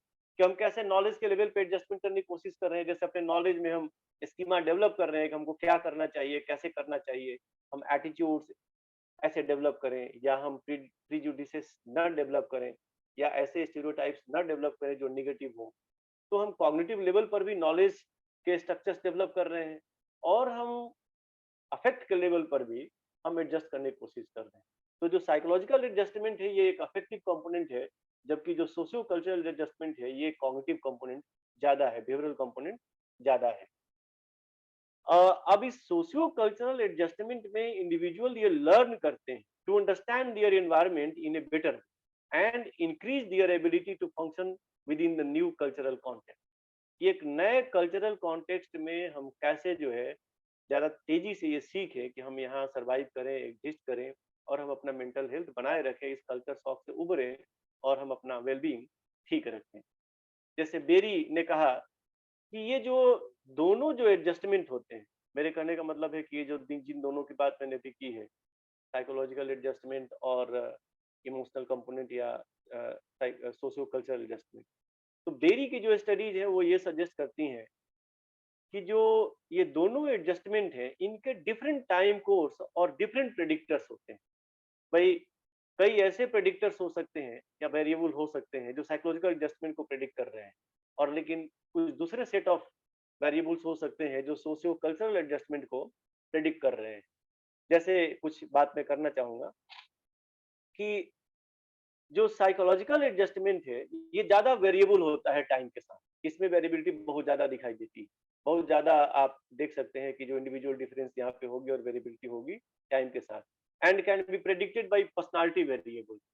जबकि जो सोशियो कल्चरल एडजस्टमेंट है ये टाइम के साथ धीरे धीरे इम्प्रूव होता है, आपको यहाँ पर टाइम देना हो, ऐसा नहीं है कि बहुत तेज वेरिएबल है, तेजी से यहाँ पे इम्प्रूवमेंट, धीरे धीरे टाइम, इसका कोर्स ऑफ टाइम जो है वो डिफरेंट होता है सोशल एडजस्टमेंट से, ये धीरे धीरे लीनियरली ओवर टाइम ये इम्प्रूव्ड होता है। और इसको जो प्रेडिक्ट करते हैं वो दूसरे कुछ सेट ऑफ वेरिएबल्स हैं, जैसे cultural knowledge, degree of contact and inter group attitude, कि भाई किसी एक डिफरेंट कल्चर के बारे में जहां हम एकल्चरेशन जहां हो रहा है, हम इस प्रोसेस से गुजर रहे हैं, वो कल्चरल नॉलेजेस क्या हैं, क्या हम उनके बारे में एक सेंसिटिविटी रख रहे हैं या नहीं रख रहे हैं। डिग्री ऑफ कॉन्टैक्ट हमारा क्या है, अब ये डिग्री ऑफ कॉन्टैक्ट तो हमारे अपने देश में सबसे ज्यादा बिगड़ा हुआ है। आप देखिए, मैं एक एग्जांपल दे रहा हूँ कि रांची, डाल्टनगंज, बिलासपुर, रायपुर, छत्तीसगढ़ के जो कई शहर हैं, इसी तरह से आप पश्चिम बंगाल के भी कुछ रीजन है, वहीं कस्बे में, शहर में मेजॉरिटी कल्चर एग्जिस्ट कर रही है। और जब मैं पूछता हूँ जाके कि यहाँ आपके अगल बगल बहुत सारे इतनी माइनॉरिटी ग्रुप रखते हैं, क्या आप उनके बारे में जानते हैं, तो एक बहुत ही र्यूड उनका जो है एक बिहेवियर होता है। अच्छा, आप आदिवासियों के बारे में बात कर रहे हैं, you see in your own country how you are talking about your own person, your neighbor। जैसे मैं एक छोटा सा एग्जांपल देना चाहूंगा जो मैं कई बार देता हूं कि उड़ीसा में एक कंपनी को ठेका मिला बॉक्साइट के खदानों को, क्योंकि एल्युमिनियम बनता है बॉक्साइट से। ये मैं कई बार एग्जांपल देता हूं, और ये मेरा एग्जांपल नहीं है, अरुण रॉय ने इसके बारे में लिखा है। मैं अभी रिसोर्स तो भूल गया हूँ लेकिन मुझे याद है। ये एक नियमागिरी पहाड़ है, और वहाँ आदिवासियों के जो देवता है वो नियम राजा उसको कहते हैं, तो पहाड़ ही उनके देवता है। और रियलिटी ये थी कि वो पहाड़ एक्चुअली बॉक्साइट का है। अब एक कंपनी को ठेका मिल गया कि साहब वो बॉक्साइट के खदान कर वो खुदाई करेगी और वो उससे एल्युमिनियम कंपनी को देगी। तो उन सबों ने सीधे उस पहाड़ को खोदने की योजना बना ली। अब उस कंट्रोवर्सी में क्या हुआ रिसेंटली मैं तो नहीं जानता, मामला कोर्ट में था। तो आदिवासियों ने बड़ा पुरजोर विरोध किया कि साहब आप तो हमारे देवता को उखाड़ कर ले जा रहे हैं। मैं एक छोटा सा यहाँ पे इंगित करना चाहूंगा कि हमारे यहाँ अगर मेजॉरिटी कॉन्टेक्स्ट में देखें तो मेजॉरिटी कल्चर में हमारे एक सड़क बननी होती है और कोई पूजा स्थल होता है, वहां से उसको हटाने में हमारे जो एजेंसीज होती हैं उनके 9 कर्म हो जाते हैं, छू ही नहीं पाते, इतने कोर्ट और इस सारे मुकदमे होंगे। और एक पूरा का पूरा जो है, चूंकि वो माइनॉरिटी है, कुछ 100 है, वो बेचारे अपनी बात सही जगह पहुंचा नहीं पा रहे हैं, और एक कंपनी खड़ी हुई है कुछ पूरे उनके देवता को उखाड़ फेंकना। So how we are treating, मैं यही बात कर रहा हूं कि हम जब एकल्चरेशन के प्रोसेस से गुजरते हैं तो हम दूसरे कल्चरल कल्चर है उनके बारे में नॉलेज किस तरह की हम रख रहे हैं, हमारा डिग्री ऑफ कांटेक्ट किस तरह का है, या इंटरग्रुप एटीट्यूड किस तरह, कि हम पूरी तरह से उनको जो है हाशिए पर धकेल देना चाहते हैं, मार्जिनलाइज करना चाह रहे हैं, उनको सोशली एक्सक्लूड करना चाह रहे हैं हम अपने बिहेवियर से, और जान भी नहीं रहे कि हम ऐसा कर रहे हैं। वही बगल में 8-10 किलोमीटर बगल में आपके जंगलों में गांव है जहाँ की ये ऐसे इतने कल्चर और ट्राइब्स रह रहे हैं, और आप मान के चल रहे हैं कि वो आदिवासी है। आप देखिए एक कितना ज्यादा किस तरह का स्टीरियोटाइप आप रख रहे हैं कि वो आदिवासी। तो अगर ये लोग शहरों में जब आएंगे और अगर हम उनके हेल्थ की बात करेंगे, मेंटल हेल्थ की बात करेंगे, और अगर वो भी कुछ पढ़े लिखे हो और वो काउंसलर के पास जाए, जैसे मुझे याद है, मुझे एक ट्राइबल पॉपुलेशन का एक लड़का मिला था बहुत ही रिमोट एरिया में अपने पीएचडी के दौरान, वो बीएचयू से अपनी पढ़ाई कर रहा है, और उसने ये सारे अपने दुख दर्द बयां किए कि जब हम लोग मेजॉरिटी कल्चर के कांटेक्ट में आते हैं तो किस तरह से हम लोगों से बिहेवियर की जाती है। जो मैं ये बात कह रहा हूँ इस क्रॉस कल्चरल पर्सपेक्टिव में इंटरग्रुप एटीट्यूड की बात मैं कर रहा हूँ। लेकिन धनंजय जी थोड़ा जी समराइज करने का जी जी जी सर, जी सर, हाँ, तो ये बात लगभग मैं खत्म सेकंड ही कर लेक्चर रहा हूँ। की जी ठीक। जी सर, मैं अपनी बात खत्म ही कर रहा हूँ। तो ये सब कुछ ऐसे ऐसी चीजें थी जिनको कि मैं आपके सामने इस फोरम के माध्यम से रखना चाह रहा था। और आप देखें कि इंडिया में बहुत सारी स्टडी हुई है और साउथ एशिया में बहुत सारी स्टडीज हुई हैं, फिर इथनिक आइडेंटिटी को लेकर भी बहुत सारी ऐसी स्टडीज हुई हैं जो ये बताती हैं कि इथनिक आइडेंटिटी के बहुत सारे ऐसे वेरिएबल हैं जो हमारे मेंटल हेल्थ और वेलबींग में कंट्रीब्यूट भी करते हैं, और ऐसे भी बहुत सारे वेरिएबल हैं जो हमारे मेंटल हेल्थ और वेलबींग को अफेक्ट भी करते हैं। तो मैं अपने इस वक्तव्य में ये कहना चाहूंगा कि ये जो मेरा टॉपिक है mental health issues in multicultural situation, जब हम काउंसलिंग की ट्रेनिंग देते हैं, जब भी हम एक कोर्स बना रहे हैं किसी यूनिवर्सिटी में, और हम ये जो पीजी लेवल के जो है डिप्लोमा की बात करते हैं, या हम 2 ईयर कोर्सेज की बात करते हैं जिसमें हम किसी तरह से उनको इक्विप कर रहे हैं काउंसलिंग के लिए, तो हम इन चीजों को रखें, अपने कोर्स में रखें। ये मल्टी कल्चरल कॉम्पिटेंसी डेवलप करने के लिए, उनको उनके प्रति सेंसिटाइज करने के लिए, या जो ये कल्चरल एटीट्यूड और नॉलेज के प्रति सेंसिटाइज करने के लिए हम जो है अपने कोर्सेस में भी ये चीजें रखें, उनको सेंसिटाइज करें, उनको नॉलेज दें। और अब इस मल्टीकल्चरल सिचुएशन में, एक मोज़ेक के सिचुएशन में जहाँ डिफरेंट कल्चर है, कैसे काउंसलिंग करें, इस पर भी हम बातचीत करें। तो मैं अपनी बातों को फिर यहाँ पर विराम दे रहा हूँ, क्योंकि मैं तो जब करता हूँ बातचीत और मेरे मनोनुकूल होता है तो बहुत लंबी बातचीत कर लेता हूँ, लेकिन फिर भी सर का आदेश आदेश है, और इतने बड़े लोग हैं यहाँ पे, वरिष्ठ लोग हैं, उनके बीच थोड़ा सा अपने लोग को संवरण कर पाना काफी आसान नहीं होता, लेकिन फिर भी आप लोगों ने मुझे मौका दिया, मैं इसके लिए आप लोगों का अत्यंत आभारी हूँ, और बहुत बहुत धन्यवाद, आप लोगों ने मुझे सुना। Sir thank you. बहुत बहुत धन्यवाद धनंजय कुमार जी, बहुत उम्दा, बहुत अच्छा वक्त दिया। धनंजय जी आपने जो बातें रखी इसमें बहुत सी चीजें ऐसी हैं जो हम लोग अभी तक नहीं जानते थे, तो इस फोरम पर जरूर हम लोगों के भी ज्ञान में समृद्धि हो रही है, और यही उसका उद्देश्य है। और आपने एक ऐसा पर्सपेक्टिव तैयार किया है कि वो सबके लिए उपयोगी है, यंगस्टर्स के लिए, ओल्ड के लिए। और मैं चाहता हूँ इस पर अगर कुछ बात होनी हो, कुछ ऑब्जर्वेशंस होने हो, कमेंट्स हो, तो वो हो। आज हमारे बीच में इनके सक्सेना साहब भी हैं, प्रमिला बत्रा मैम भी हैं, तो हम चाहेंगे कि कुछ आप लोग सजेशंस, कुछ फ्यूचर पर्सपेक्टिव को भी आप लोग बताने का कष्ट करें। सक्सेना साहब। हेलो, मे आई कम इन? हाँ Am I सर, audible? बिल्कुल बिल्कुल ऑडिबल है सर। हाँ, असल में मैं पूरा लेक्चर नहीं सुन पाया, मैं एयरपोर्ट से आ रहा था तो बीच बीच में वो चला जाता था, लेकिन जो मैं समझ पाया हूँ उन्होंने बहुत अच्छी बात कही है। और एक बात है कि जो ट्राइबल्स हैं, ट्राइबल का अपना कोई रिलीजन है, वो टोटेमिक रिलीजन है, टोटम की बात करते हैं। जो पहाड़ की इन्होंने बात की, पेड़ होता है, चूहा होता है, चूहे की पूजा करते हैं, पहाड़ की पूजा करते हैं, पेड़ की पूजा करते हैं, तो वो टोटम है।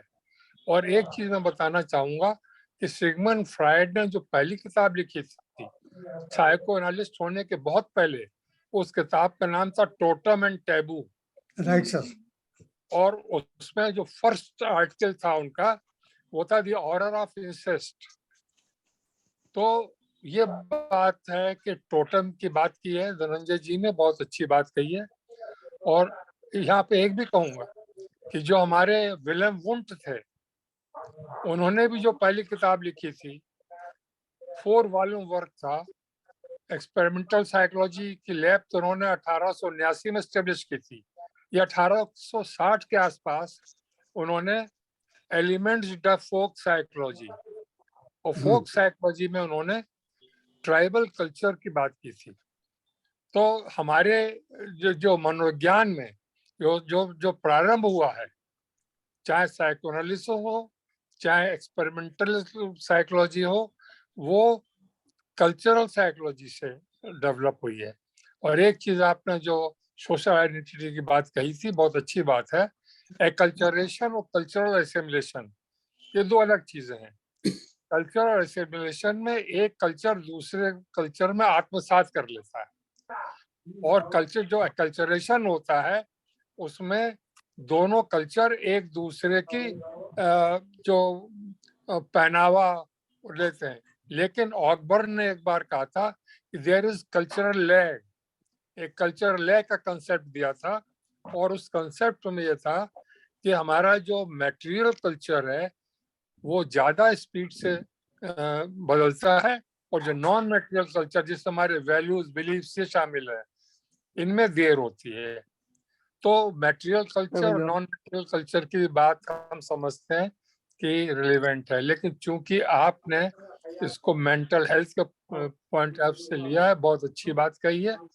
और मैं चूंकि पूरा नहीं सुन पाया था, लेकिन रिलेवेंट इससे संबंधित कुछ बातें मैंने कहने का प्रयास किया। Thank you.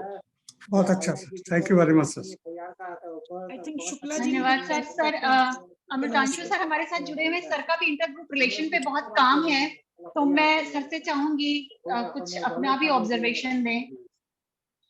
कल आप कहे थे कि आप 7,550 भेज दीजिए। सर अनम्यूट कर लें, सर अपने आप को अनम्यूट कर लें, सर अपने आप को अनम्यूट कर लें। बात नहीं, तू कहता जे नहीं आप हेलो। तैयार कर देंगे, हम नहीं हाँ जी जी। हाँ जी, मैं ऑडिबल हूँ? हाँ जी सर हैं। Thank you Shivaji. सबसे पहले तो मैं community psychology association of India को खास तौर से प्रोफेसर एन के सक्सेना सर और रामजी लाल सर, आप सभी को इस बात के लिए धन्यवाद दूंगा कि आप सबने सचमुच हम सबका ज्ञान में वृद्धि करने के लिए, सचमुच सुनने समझने के लिए डेवलप किया है, और जिसका कुशल संचालन सीमा जी आप कर रही हैं। आपको भी इस नाते बहुत बहुत धन्यवाद है। ये एक फोरम है जिसपे जुड़ के हम सब अपने लिए भी थोड़ा बेहतर समझ सकते हैं। और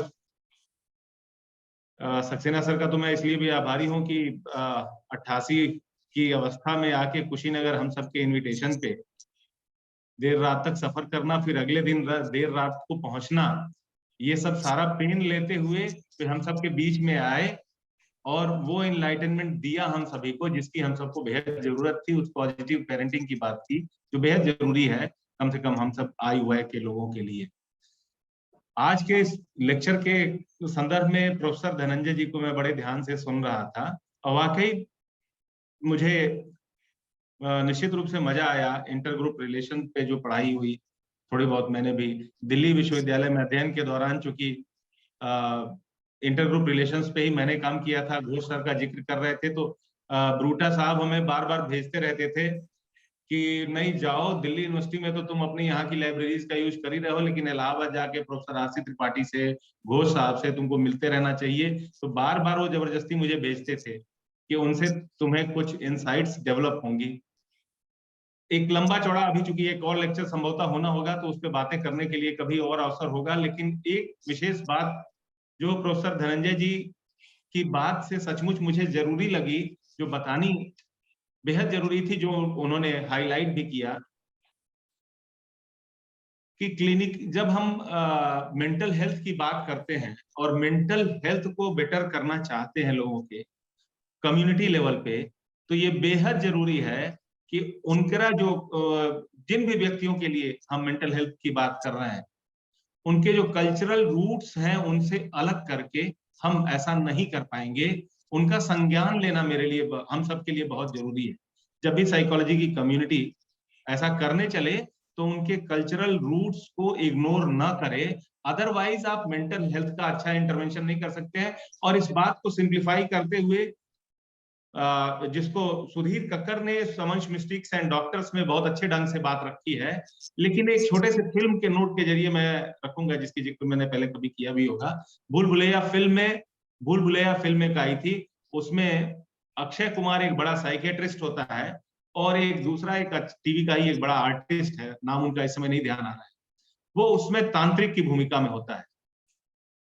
तांत्रिक इलाज कर रहा होता है जो भी मेंटली डिस्टर्ब्ड पेशेंट है। एक फीमेल कैरेक्टर है जिसको विद्या बालन ने निभाया है।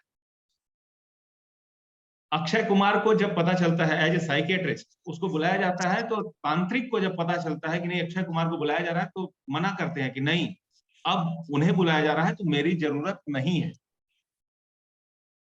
लेकिन वो साइकेट्रिस्ट फिर कहता है कि नहीं, गुरुजी का रहना बहुत जरूरी है, क्योंकि यह जो विश्वास का तंत्र है जिसके जरिए हम इंटरवीन कर सकते हैं, आपके ये जो शोषे हैं, इन सब चीजों की जरूरत है हमें, क्योंकि बिना उसके हम कोई ट्रीटमेंट नहीं प्रोवाइड कर पाएंगे। ये होता है कल्चरल रूट्स का मतलब। ये होता है किसी के कल्चर स्पेसिफिक के हिसाब से उसको मेंटली हेल्दी बनाने की कोशिश जब हम करें। अभिप्राय सिर्फ इतना है कि जब हम मेंटल हेल्थ को डील कर रहे हैं तो कल्चरल इफेक्ट्स क्या होते हैं और कल्चरल रूट्स को समझना मेंटल हेल्थ की प्रॉब्लम को सॉल्व करने के लिए कितना जरूरी है, इस बात को और ज्यादा महत्व दिए जाने की जरूरत है। और जब हम डिफरेंट एक डाइवर्सिफाइड कल्चर में रह रहे हों, जहां पे और अंततः इस बहुलतावादी संस्कृति भी अंततः एक रेजोनेंट प्लेटफॉर्म पे चलती रही है, इसको अगर समझना हो तो ये और भी जरूरी हो जाता है। जब हम भारतीय संस्कृति को समझने की कोशिश करते हैं तो जो यहाँ का जो मल्टी कल्चरल सेटअप है और खास तौर से उनके डिफरेंट कल्चर्स को समझना, जिनका एसिमिलेशन है इंडियन कल्चर, वो समझना बेहद जरूरी है।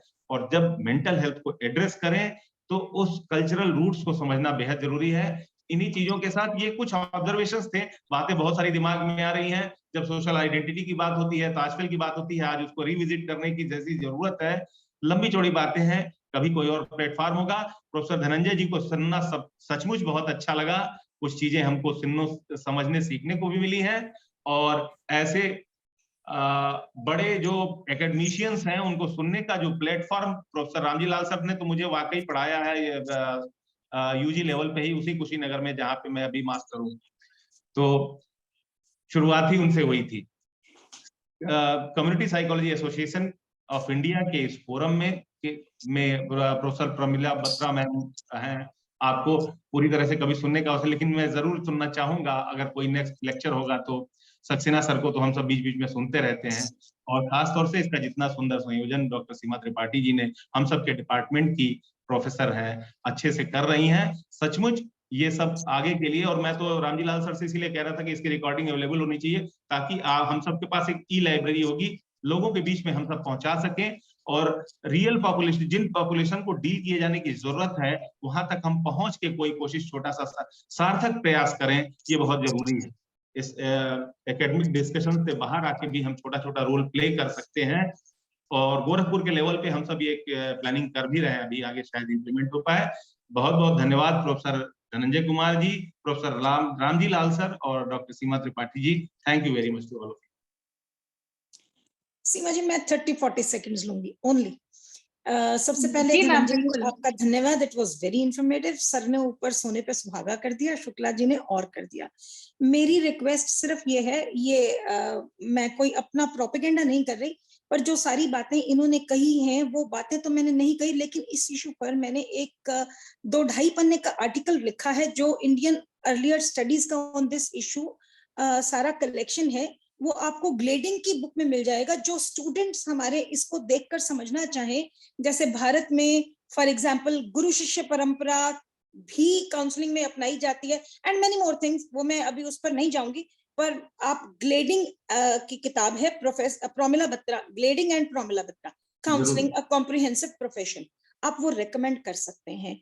ये मेरी एक रिक्वेस्ट है, क्योंकि बाय चांस मैंने किया है तो मैं मैं कल ही ऑर्डर करता हूं मैडम, और कॉलेज में भी कराता हूं। Thank you very much. आप पियर्सन्स वाले को बोलोगे, वो भेजेगा। उसने बिल्कुल, बहुत sure। किताबें बेची है, मैंने तो रॉयल्टी नहीं ली, लेकिन इंडियन पर्सपेक्टिव मैंने उसमें बहुत हाईलाइट किया है।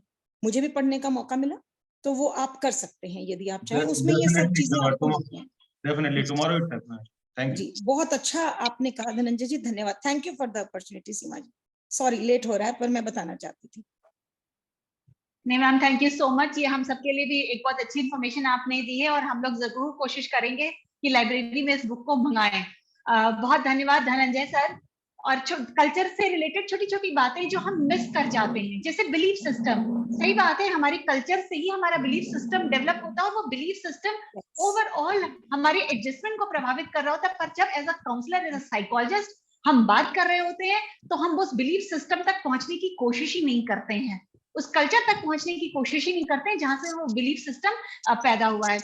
बहुत धन्यवाद धनंजय सर, आपने अपना टाइम दिया। मुझे पता है आप बहुत बिजी रहते हैं, डिपार्टमेंट का भी बहुत सारा काम और एक्स्ट्रा एक्टिविटीज भी आपके पास बहुत ज्यादा होती है, उसके बाद भी आपने रिक्वेस्ट स्वीकार की, हमें समय दिया, इसके लिए आपका बहुत धन्यवाद।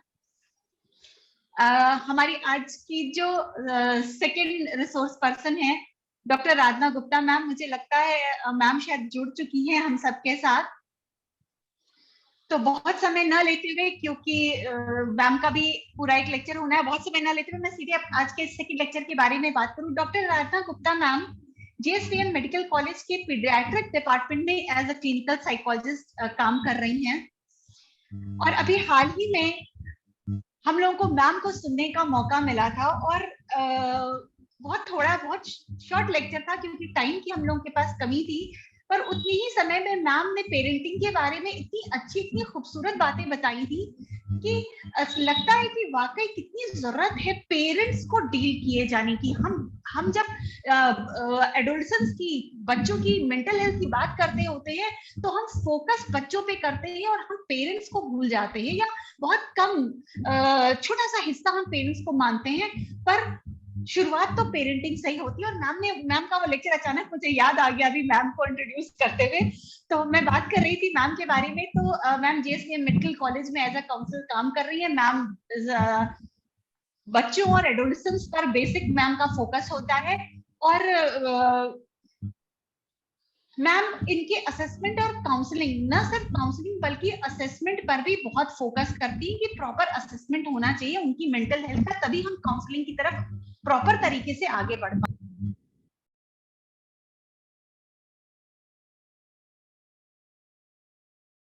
हैं। और मैम का टॉपिक है साइकोलॉजिकल चिल्ड्रन, और मैम अपनी बात को केस स्टडीज के माध्यम से बताएंगी। आपका बहुत स्वागत है मैम इस प्लेटफॉर्म पर, और अब मैं सीधे मंच मैम को सौंप रही हूँ।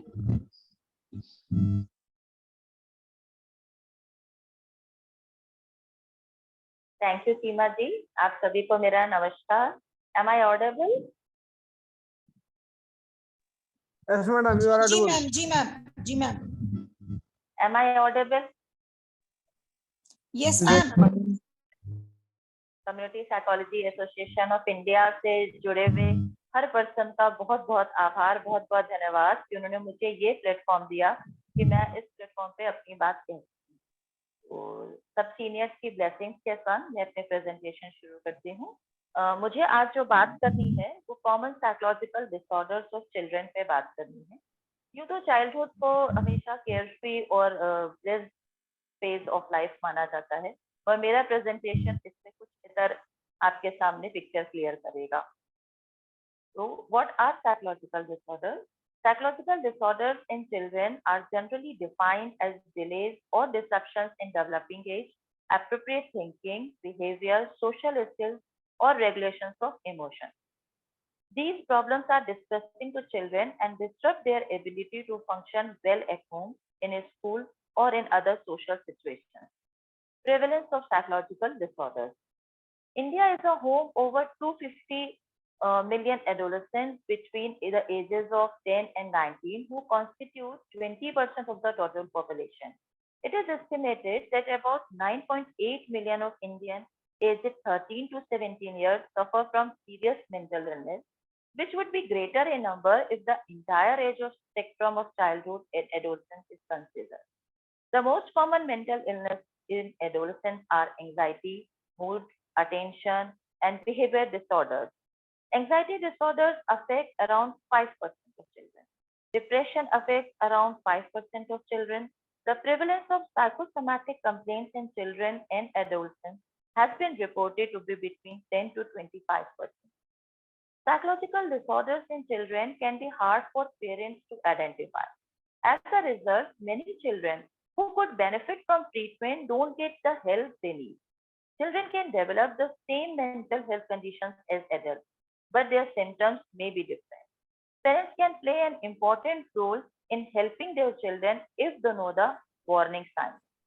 So, warning signs that child may have a psychological disorders include persistent sadness that lasts 2 weeks or more, withdrawing from or avoiding social interactions, hurting oneself or talking about hurting oneself, talking about death or suicide, outbursts of extreme irritability, out of control behavior that can be harmful, drastic changes in mood, behavior, or personality, changes in eating habits, loss of weight, difficulty sleeping, frequent headaches or stomach aches, difficulty concentrating, changes in academic performance, avoiding or missing.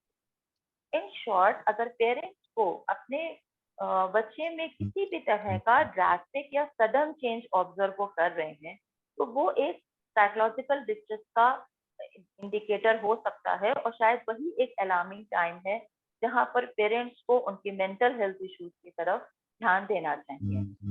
अगर हम classification of psychological disorders की बात करें, तो developmental disorders which include autism, intellectual disability, learning disability. Behavioral disorders include ADHD, that is attention deficit hyperactivity disorder, ODD, oppositional defiance disorder, and conduct disorder, PD. Emotional disorders include depression, anxiety disorder, and stress-related disorders. If we further classify anxiety disorders, it includes separation anxiety disorders, general anxiety disorder, social anxiety disorder, specific phobia, and in stress-related disorders, conversion disorders and psychosomatic disorders are there. Other psychological disorders include bedwetting, thumb sucking, eating problems, nail biting, self-injurious behavior, head banging, aggressive and destructive behavior. So, psychological disorders in children की एक wide range है, जिनमें से हर एक के ऊपर separate lecture हो सकता है, पर क्योंकि समय का अभाव है, इसलिए कुछ केस स्टडीज के माध्यम से कॉमन साइकोलॉजिकल डिसऑर्डर्स को आपके सामने प्रेजेंट करना चाहते हैं. So let's see the case 1. The girl of 10 years has been referred to the clinic for assessment. Birth try was present and all milestones were delayed. She was not able to carry ADL, and on ADL is activity of daily living. And on formal assessment, her IQ was 48. Mother reported, ये तो कपड़े भी नहीं पहन पाती है, उसमें भी इसको मदद चाहिए, बाल भी हमें ही बांधने पड़ते हैं, अपने घर का रास्ता नहीं याद रख सकती, इसलिए उसको अकेले नहीं जाने देती, खर्चा लेकर दो तो दुकान से सामान ले आएगी, बस रुपया का हिसाब नहीं कर पाती, ये तो घड़ी भी नहीं देख पाती है, स्कूल भेजा मगर वहां बच्चों को परेशान करती थी, कुछ भी नहीं सीखी तो मास्टर जी ने आने को मना कर दिया. वे कहते हैं इसमें इसकी बुद्धि में ही कम है. यस, ये केस है इंटेलेक्चुअल डिसेबिलिटी का. इंटेलेक्चुअल डिसेबिलिटी को अगर DSM 5 की डिफाइंड डेफिनेशन में देखें तो it is a neuro developmental disorder with onset in childhood और developmental years, that is 0 to 18 years, and it is characterized by the cognitive deficit or the intellectual deficit, that is reasoning, problem solving, planning, abstract thinking, academic learning. It also affects learning from experience. And there is a concurrent deficit in adaptive behavior that adversely affects conceptual, social, and the practical areas of living. Positive factors की अगर हम बात करें तो इसमें prenatal period में issues जैसे during pregnancy, natal during birth, and postnatal issues, that is afterbirth. It is seen that general population का 1 से 3% तक affect हो सकता है ID से, but 25% cases में ही हमें सिर्फ specific reasons मिलते हैं। 75 cases में जो positive factors हैं वो unexplained रहे हैं।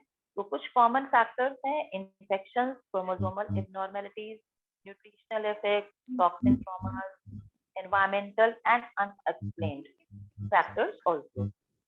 Diagnosing ID, ID को diagnose करने के लिए formal IQ test किया जाता है जिसमें कि एटलीस्ट below 70 IQ का होना जरूरी है, और adaptive behaviors को भी measure करने के लिए specific tests होते हैं जिनमें पर कोई culturally appropriate होना जरूरी है, और ये SQ denote करते हैं जिसको भी below 70 ही होना चाहिए।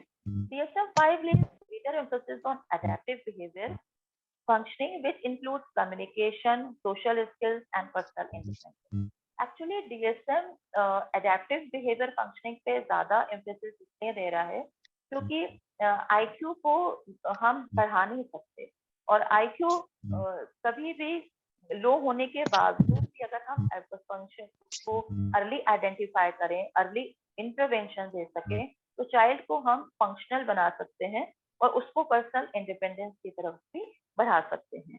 अगर सीवियरिटी ऑफ की बात करें आईडी की, तो ये आईक्यू पर बेस्ड होती है। आईक्यू 55 से 69 जिनकी है उन्हें माइल्ड आईडी के केसेस माना जाता है। ये एजुकेशनल है, इन्हें हम प्राइमरी लेवल की एजुकेशन दे सकते हैं।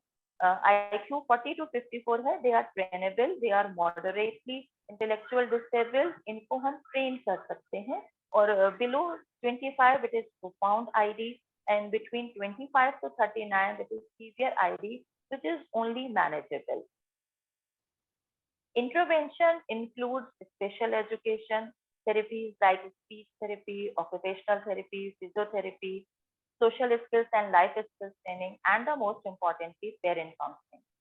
Parent counseling ID के बच्चे को हैंडल करना, उसको मैनेज करना बहुत स्ट्रेसफुल होता है, तो पेरेंट काउंसलिंग की भी जरूरत होती है कि वो खुद के भी स्ट्रेस को मैनेज कर सके, जिससे कि वो बेहतर ढंग से अपने आईडी चाइल्ड को मैनेज कर सके। काउंसलिंग का दूसरा एस्पेक्ट उनको ये बताना है कि कब हमें बच्चे को स्पेशल एजुकेशन देनी है, कब हम अपने बच्चे को मेन स्ट्रीम एजुकेशन में एंटर कर सकते हैं, और मोस्ट इम्पॉर्टेंटली हमें अवेयरनेस क्रिएट करनी है, एक्सेप्टेंस क्रिएट करनी है। मैंने ये देखा कि जितने भी रूरल एरिया से आते हैं पेरेंट्स या फैमिलीज, वो इनको भगवान की देन मान के स्वीकार कर लेते हैं, और उनका इंटेंशन सिर्फ भारत सरकार द्वारा निर्गत किया जाने वाला विकलांगता प्रमाण पत्र हासिल करना होता है कि कुछ पेंशन मिल जाएगी मैडम तो कोई ना कोई रोटी तो दे देगा। वो इस बात से बेखबर भी हैं और उसके लिए उदासीन भी हैं कि वो अगर चाहें तो बच्चे को थोड़ा अडेप्टिव बना सकते हैं, उसकी फंक्शनिंग को और इम्प्रूव भी कर सकते हैं। तो जब भी असेसमेंट के कंसर्न पेरेंट काउंसलिंग बहुत इंपॉर्टेंट पार्ट हो जाता है। Now see the case 2, a 6-year-old boy was referred to clinic. He was only child of his parents. The birth cry was present and he progressed well. But after his second birthday, the problem started. Parents noticed a drastic change in behavior. He became aloof, his speech regressed, he could play alone, and eye contact was negligible. As days passed, he became very restless. His demands had to be met, else he used to be very upset. Mother reported, अब तो ये अपनी जरूरतें भी नहीं बता पाता, उसे बिस्किट चाहिए तो किचन में ले जाएगा, बस बाकी हमें खुद समझना पड़ता है कि वह मांग क्या रहा है। अपनी उम्र के और साथ के बच्चों के पास भी नहीं जाता, उसे बादल गरजने या बिजली कड़कने की आवाज तो बहुत डर लगता है, बारिश हो तो घर से बाहर भी नहीं निकलता, अपनी उंगलियों से शैडोज बनाकर अकेले घंटों खेलता है, धागे के टुकड़े जमा करने का उसका शौक है, उनको लाइन से बार बार रखता है, उसे चलते हुए पानी को देखना या फिर घूमते हुए पंखे को देखना बहुत अच्छा लगता है। ये सारा क्लिनिकल मैनिफेस्टेशन हमें ऑटिज्म स्पेक्ट्रम डिसऑर्डर की तरफ इशारा करता है। ये एक स्पेक्ट्रम डिसऑर्डर है क्योंकि ASD में वाइड रेंज ऑफ सिम्टम्स होती है। ASD एक्चुअली स्वलीनता है। स्वलीनता बच्चे अपने ही क्रिएटेड वर्ल्ड में रहते हैं, उन्हें अपनी फैमिली का, अपने आसपास के लोगों से कोई वास्ता नहीं होता, या यूँ कहें उन्हें जरूरत आवश्यकता ही महसूस नहीं होती। और ये एक फैमिली के लिए बहुत डिस्ट्रेसिंग होता है, क्योंकि उन्हीं का बच्चा उनसे कनेक्ट नहीं हो रहा, उनके संग अपने दुख नहीं बांट रहा, उनके दुख नहीं समझ रहा, उनके संग अपने हैप्पी मोमेंट्स भी शेयर नहीं कर रहा है। तो स्वलीनता जिसमें बच्चा अपनी ही दुनिया में व्यस्त है, अपने ही तरीके से अपने आप को रख रहा है। अगर हम ऑटिज्म की बात करें, it is again a new developmental disorder with say 2 to 5 cases per 10,000 children. This must be apparent before age 3 and जितने symptoms स्लाइड में आपको दिख रहे हैं वो बहुत अच्छे तरीके से केस में मैनिफेस्ट भी हो रहे हैं। यहाँ पर सिर्फ एक बात और कहना चाहेंगे, एक जॉइंट अटेंशन जो कि चाइल्ड 1 से 1.5 साल के एज अवस्था में एक्वायर कर लेता है, और joint attention skill is a very robust and very good predictor of autism, and this is the first and foremost predictor. Joint attention को हम ये समझ सकते हैं कि गेज फॉलो करने की बच्चे की स्किल्स। फॉर एग्जाम्पल, अगर हम बालकनी में बच्चे को लेकर खड़े हैं, गोद में है बच्चा, कोई हवाई जहाज गुजरता है, हम उसको अगर देखने लगते हैं तो बच्चा बिना किसी इंस्ट्रक्शन, बिना किसी कुछ कहे भी हमारे संग संग उस हवाई जहाज को देखने लगेगा, या हम इशारे से उसे कुछ दिखाना चाहें तो हमारी गेज को फॉलो करते करते अटेंशन पे करेगा। This is a joint attention skill जो कि ऑटिस्टिक चिल्ड्रन में मिसिंग होती है, और ये सबसे पहले आइडेंटिफाई अगर कर ली जाए तो हम अदर रिस्पेक्टर्स पर भी काम कर सकते हैं और टाइमली इंटरवेंशन और आइडेंटिफिकेशन की तरफ बढ़ सकते हैं। रिगार्डिंग असेसमेंट कोई डेफिनेट मेडिकल टेस्ट नहीं होता। Interviews, observation, special checklist and the different sorts of professionals की जरूरत है। Paediatrician, speech therapist, learning consultant, psychologist and neurologist, पूरी टीम असेसमेंट तक पहुंच सकती है। Intervention include ABA therapy, speech therapy, stem cell therapy, sensory integration training, occupational therapy. The goal of intervention is to lessen associated deficits and facilities, increase quality of life and functional independence. Now the case 3, a 9-year boy was referred to clinic from school for assessment. He was the youngest in family. His father was a defense person and was posted in another state. His mother was basic school teacher. His behavioral problems were causing trouble at school. He had a difficulty learning and would get frustrated easily. He said things like, I don't want to go to school because I don't like it. Mother reported, इसमें ध्यान लगाने की बहुत परेशानी होती है। कुछ मिनटों के बाद वे कंसंट्रेट नहीं करता है, स्कूल में गुस्सा करता है, इंस्ट्रक्शंस फॉलो नहीं कर रहा है, बहुत आसानी से विचलित हो जाता है, उसका अपनी सीट पर बैठना मुश्किल है, ऐसा लगता है वो हमेशा चलायमान है। अक्सर स्कूल में बहुत परेशानी में पड़ता है क्योंकि वह अपनी बारी का इंतजार नहीं करता। अगर किसी और बच्चे के पास कोई खिलौना या कोई चीज है तो वो जाएगा और उनसे छीन लेगा। This is the case of ADHD, attention deficit hyperactivity disorder. This is a neurodevelopmental disorder which hits 3 to 5% of school-age children. The types are inattentive type, hyperactivity, and mixed type. If we talk about cause, low birth weight, preterm birth, prenatal stress, postnatal neglect, or the genetics are the causative factors. Clinical features of ADHD, it affects the different domains like cognition, affect, behavior, and so on. इसको हम एक example के through भी समझ सकते हैं। ऐसे हम सबके घर में भी all have the ceiling fan with the regulator. उसकी स्पीड को हम अपनी जरूरतों के हिसाब से एडजस्ट कर सकते हैं। अगर हम एज्यूम करें कि हमारी एक्टिविटी का भी कोई रेगुलेटर मीटर है तो हम अपनी एक्टिविटी को भी कंट्रोल करते हैं। अगर हम स्पिरिचुअल प्लेसेस में हैं, पूजा घर में है तो हमारी एक्टिविटी 1 है, अगर हम स्कूल में हैं तो 2 और 3 है, अगर पार्क में हैं तो हम 4 तक पहुंच सकते हैं, और अगर हम किसी पार्टी स्पेस पे हैं तो हमारी एक्टिविटी 5 इंटेंसिटी तक जा सकती है। बट ADHD चाइल्ड में ये रेगुलेटर भी मिसिंग होता है। वो किसी भी सिचुएशन में हो, किसी भी जगह पर हो, उसकी एक्टिविटी इज ऑलवेज ऑन 5। इस स्थिति में उसको काफी डिस्ट्रेस है क्योंकि सोशली डिसअप्रूवल मिलता है, काफी डिस्ट्रेस है, एकेडमिक परफॉर्मेंस अच्छी नहीं होती, उसके रिलेशनशिप विद पेरेंट्स, टीचर्स और पीयर्स सबसे अफेक्टेड होते हैं। Management, assessment and diagnosis done by clinical psychologist. Give family guidance, train parents in behaviour correction. ADHD को एक्चुअली मैनेज किया जा सकता है अगर प्रॉपर ट्रेनिंग और प्रॉपर थेरेपी दी जाए। इसी केस के रेफरेंस में आपसे बात करेंगे कि फैमिली गाइडेंस। इस बच्चे की जो मदर थी वो बेसिक स्कूल में टीचर थी, और जब भी अपने बच्चे को उसके स्कूल में लेकर जाती तो वहाँ के टीचर्स उसके ऊपर कंप्लेंट्स बताते रहते कि आपका बच्चा ये नहीं करता, वो नहीं करता। तो उसने फिर एक आसान तरीका ढूंढा, क्योंकि वो अवेयर नहीं थी उसके बच्चे को कोई साइकोलॉजिकल प्रॉब्लम है या वो किसी तरह से मैनेज कर सकती है। और आसान तरीका उसने करा कि वो अपने संग अपने बेसिक स्कूल में बच्चे को ले जाती थी, जहाँ पर बच्चा पूरा फ्री होता था कि वो जिस क्लास में बैठ जाए, जिस टीचर के संग बात करे, जिस खिलौने से खेले, और कुछ भी नहीं समझ में आया तो बाहर खेत में जाकर वो पेड़ों के बीच में खेलता रहता था। पर जब फॉर्मल एजुकेशन की बात आई तो उसको बच्चे को स्कूल में एडमिशन मिला तो उसका वही वर्बेटम था कि मुझे स्कूल नहीं जाना, मुझे माँ के स्कूल जाना है क्योंकि मुझे वही स्कूल पसंद है।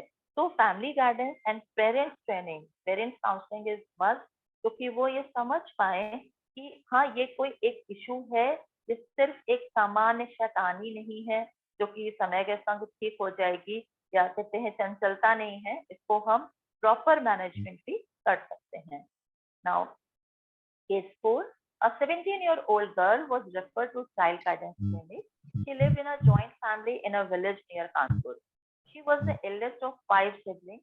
She studied in class 10 and very bright in studies. She admitted in hospital with complaints of headache, chest pain, hyperventilation, difficulty in breathing.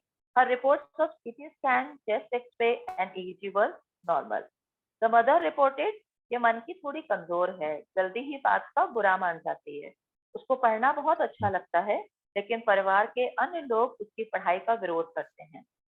दिन भर हम लोग को ताने सुनने पड़ते हैं। उसके ताऊ के लड़के ने क्लास 10 के बाद ही पढ़ाई बंद कर दी, इसलिए अब हम पर भी दबाव पड़ रहा है कि हम उसकी पढ़ाई बंद कर दें। हमारे पास ज्यादा पैसा नहीं है, फिर भी किसी तरह से इसकी पढ़ाई करवाएंगे। हम कर्जा लेकर शहर में कमरा किराए पे लेने को तैयार हैं, मगर यह अब कुछ समय से अपने भाई बहन पर हरदम गुस्सा करती रहती है, चिल्लाती रहती है। अब तो वो जब भी पढ़ने बैठती है उससे दर्द, सीने में दर्द बताती है, जबकि डॉक्टर कहते हैं सब कुछ ठीक है, वो सिर्फ नाटक कर रही है। ये नाटक नहीं कर रही है, ये साइकोसोमैटिक सिम्टम्स की प्रोसेस है। Psychosomatic symptoms are by definition clinical symptoms with no underlying organic pathology. Common symptoms seen in pediatric age group include abdominal pain, headache, chest pain, fatigue, limb pain, back pain, worry about health, and difficulty breathing. Potential source of stress in children, adolescents include schoolwork, family problems, peer pressure, chronic disease or disability in parents, family moves, psychiatric disorder in parents, and poor coping ability. Psychosomatic disorders के जो बच्चे होते हैं वो generally paediatrician या physicians के द्वारा functional कहकर क्लिनिक सीबीसी में भेज दिए जाते हैं, क्योंकि उन्हें मेडिकल टेस्ट के दौरान कोई भी पैथोलॉजी नजर नहीं आती है। और एक तरीका ये है इनको असेस करने का कि हमें अब साइकोलॉजिकल डिस्ट्रेस की तरफ वाक करना है। दूसरा, इनके जो सिम्टम्स होते हैं ना उनमें बहुत वेगनेस होती है, वेरिंग इंटेंसिटी रहेगी, इनकंसिस्टेंट है, मल्टीपल सिम्टम्स बताएंगे। अगर एक बच्चे से पूछो अच्छा क्या प्रॉब्लम है, मुझे यहाँ दर्द होता है, अच्छा और कहाँ होता है, फिर ऐसा लगता है कुछ थोड़ा घूम रहा है और घूमते घूमते पेट में पहुंच जाता है, अब पेट में दर्द शुरू हो जाता है। अच्छा ठीक है, चलो सीने में दर्द है, पेट में दर्द है, कुछ और भी होता है क्या? हाँ, कभी कभी सर में भी कुछ घूमने लगता है। तो ये मल्टीपल सिम्टम्स है सेम टाइम पे, एंड मोस्ट इम्पॉर्टेंट कि इन सिम्टम्स के बीच में कुछ ऐसे इंटरवल्स होते हैं जहां पर उनको सिम्टम फ्री गुड हेल्थ के इंटरवल फेजेस भी होते हैं। तो ये कैरेक्टरिस्टिक फीचर्स हैं कि हमें इस डायरेक्शन में सोचना है। एक्चुअली जो साइकोसोमैटिक डिसऑर्डर्स के पर्सन हैं वो कभी भी साइकेट्रिक डिस्ट्रेस की बात नहीं करते। उनको लगता है कि उनकी जो कितनी परेशानी है उसके पीछे कोई ना कोई शारीरिक कारण है, तो वो सारे हेल्थ केयर प्रोवाइडर्स के पास बार बार जाते हैं, टेस्ट कराते हैं, ट्रीटमेंट कराते हैं, और उन्हें कोई भी डायग्नोसिस नहीं मिलती तो फिर फ्रस्ट्रेशन होते हैं। मैं उनसे कहती हूँ कि आप सब डॉक्टर खेल आए हो, अब आपको पता करना है कि एक्चुअली में मेरे बच्चे के संग क्या हो रहा है। हम इसको ऐसे भी समझ सकते हैं कि कोई प्रोलॉन्ग स्ट्रेस है बच्चे की लाइफ में और उसकी कोपिंग स्किल्स कम है, उसके फैमिली में सपोर्ट उसको प्रॉपर नहीं मिल रहा, या फैमिली डिस्कॉर्ड है, फॉल्टी पेरेंटिंग है, इन सब चीजों की वजह से वो स्ट्रेस को डील नहीं कर पा रहा। और कोई भी एक छोटा सा ट्रिगर आता है वो तब वो अपनी साइकोलॉजिकल डिस्ट्रेस को फिजिकल सिम्टम्स के माध्यम से एक्सप्रेस कर देता है, और उसके जो फिजिकल सिम्टम्स हैं वो सोशली एक्सेप्ट कर लिए जाते हैं और बच्चे के सारी फैमिली का फोकस उसके ट्रीटमेंट पे लगता है।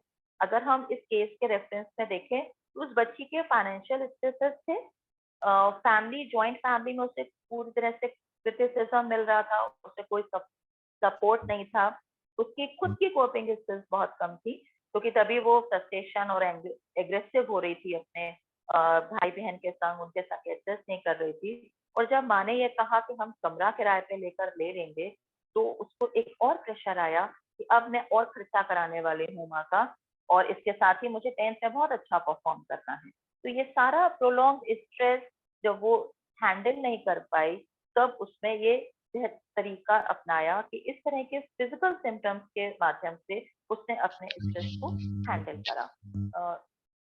एक इम्पॉर्टेंट बात यहाँ समझने की ये है कि सोमैटिक सिम्टम्स फेक नहीं होते। अगर बच्चा रिपोर्ट कर रहा है तो वो डिस्ट्रेसिंग सिम्टम है। एसोसिएटेड डिफिकल्टीज की बात करें तो वो कि बहुत एंग्री और इरिटेबल हो जाते हैं फैमिली और पर्सन, क्योंकि उनको लगता है कि हमें कोई भी समझ नहीं पा रहा और डॉक्टर हमारे मदद नहीं कर रहे हैं। इस बच्ची के भी पेरेंट्स आकर सबसे ज्यादा नाराज इस बात पे थे कि 3 दिन से मैं एडमिट है हमारी बच्ची और इसे सिर्फ ड्रिप चढ़ा रहे हैं, कोई डॉक्टर देखने भी नहीं आया है, सिर्फ टेस्ट होते चले जा रहे हैं। तो काफी टाइम और एनर्जी इन्वेस्ट करनी पड़ती है ऐसी फैमिलीज को और ऐसे बच्चों को कन्विंस करने के लिए कि आपका जो फिजिकल प्रॉब्लम है वो उसके पीछे छिपे हुए कारण साइकोलॉजिकल है, और आपका शरीर अगर हम एक मशीन माने तो वो पूरी तरह से ठीक काम कर रहा है। Now the last case I want to discuss is 14-year-old boy was referred for counseling in CGC with a behavioral problem. His father was a government officer and mother was a homemaker. He had a younger sister. He had shifted to the city only 1 year ago. There had been a lot of change in his behavior from 6 months. He had become very aggressive. He used to argue with everyone and started showing a lot of hostility towards his sister. And mother reported, इसका मन पढ़ाई में नहीं लगता, पहले 90% तक आते थे, अब ज्यादातर मोबाइल चलाता रहता है, कुछ भी कहो तो बहस करने लगता है, जैसे इसे मुझे परेशान करने में बड़ा मजा आता है। पहले पापा की बात मानता था पर अब उनसे भी लड़ाई करता है। स्कूल से लगातार शिकायतें आ रही हैं, डांटने पर 2 बार घर छोड़कर भी जा चुका है, अब तो कुछ भी कहते डर लगता है, बस अपनी मनमानी करता है। This case indicates oppositional defiant disorder (ODD). Children often test the limits of their parents and authority figures. Some level of disobedience and rule breaking is normal and healthy part of childhood. Sometimes, however, the behavior can be persistent and frequent. This ongoing hostile or defiant behavior could be sign of oppositional defiant disorder. इसको treat करना और manage करना बहुत आवश्यक इसलिए है क्योंकि अगर ये अननोटिस और रिकॉग्नाइज चला जाता है तो टीनेजर ईयर्स या फिर फर्दर एडल्टहुड में ये और कंडक्ट डिसऑर्डर में कन्वर्ट हो सकता है या अदर एडजस्टमेंट इश्यूज को भी लेकर आता है। सिम्टम्स इंक्लूड, शॉर्ट में बात करें तो अथॉरिटी को डिफाई करते हैं, उनको मजा आने लगता है अथॉरिटी की बात ना सुनने में, बहुत टेम्पर्ड टेंट्रम्स होते हैं उनके, और हॉस्टाइल होते हैं towards peer and the younger one. Risk factors, family discord, children absorb a lot of what happens around them. If they're surrounded by dysfunction and conflict, their behavior may suffer. Other factors include exposure to violence and substance abuse, gender, family history, and other conditions. Family discord के term में इस case को हम और highlight करना चाहेंगे। जिस बच्चे बॉय की अभी बात हो रही थी, इस बॉय से जब बात हुई तो उसने ये बताया कि मैम मैं छोटे से स्कूल से बड़े से शहर में आ गया, मेरे 82% आए थे, पर मेरी माँ ने मुझसे कहा कि अब तो तुम्हारे नंबर इतने कम हो गए हैं कि मुझे अपने घर में बताने में भी तुम पर शर्म आ रही। तो आप समझ सकते हो कि मदर कितनी इनसेंसिटिव है। वो बच्चे की इमोशनल नीड्स को नहीं समझ पा रही है कि वो किस लेवल से गुजर रहा है, बल्कि ओवर एक्सपेक्टिंग पेरेंट्स है, which is a major fault of parenting. साथ ही उसने ये भी बताया, रोल मॉडल के टर्म में भी माँ से काफी डिफॉल्टी पेरेंटिंग थी।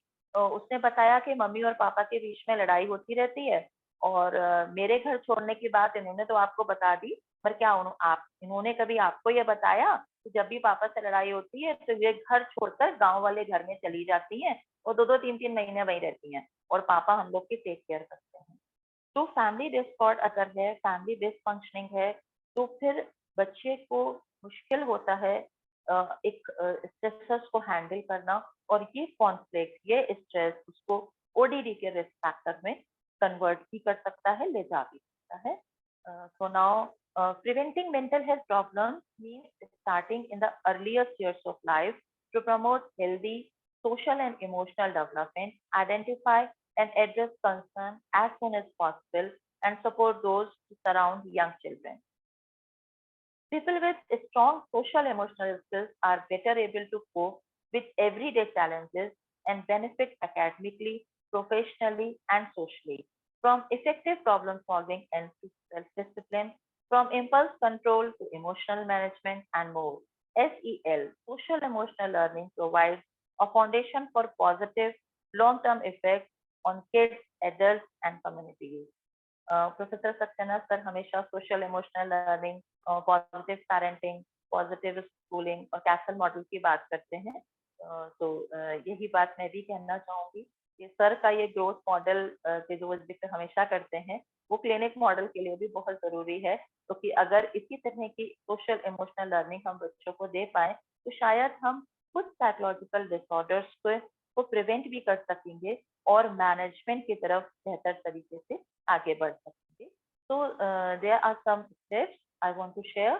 The first is psychoeducation, providing information about child development, mental health disorders, the impact of poor mental health on individual functioning and its impact on the family.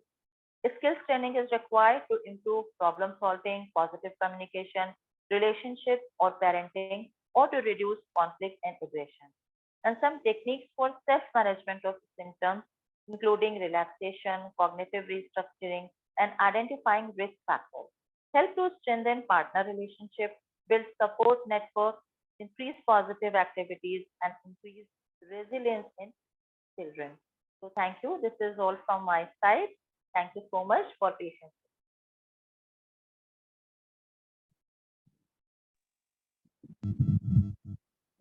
Thank you, madam. You have given a very nice lecture on the childhood disorders.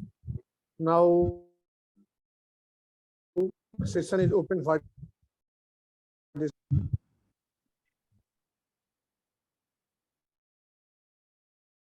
Any suggestions? I have one or two curiosities, if I am permitted, sir. Pramila. Yes, please. Radhna ma'am, I'm Pramila Batra Prabha. I'm also into counseling. मेरे को एक बड़ी भारी curiosity बहुत पुरानी है, and I think you are the right person. ये thumb sucking वाला जो बिहेवियर होता है, बच्चे पैदा होते ही 2 घंटे के बाद ही थंब सकिंग करना शुरू कर देते हैं। तो इससे बचने के लिए, because it is definitely stressful, ये तो गलत है कि लोग वो मिर्ची लगा देते हैं और ये वो, उससे क्या होगा? मतलब थंब सकिंग तो जरूर छूट जाएगी मैम, लेकिन उससे कोई स्ट्रेस तो खत्म नहीं होना। पर ये मुझे कभी समझ नहीं आया कि is it mother's stress that is carried to the child और there is some other reason? ये अगर आप मुझे कुछ गाइडेंस दे पाए तो I will be obliged.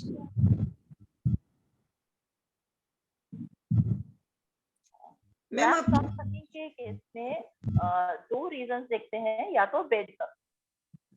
Hello जी जी हाँ जी मैम थंब सकिंग बेसिकली या तो नीड फॉर स्टिमुलेशन है या फिर इट्स अवॉइडेंस ऑफ बोर्डम। दो तरीके से हम इससे एक्सप्लेन कर सकते हैं कि हम सब में स्टिमुलेशन की नीड है।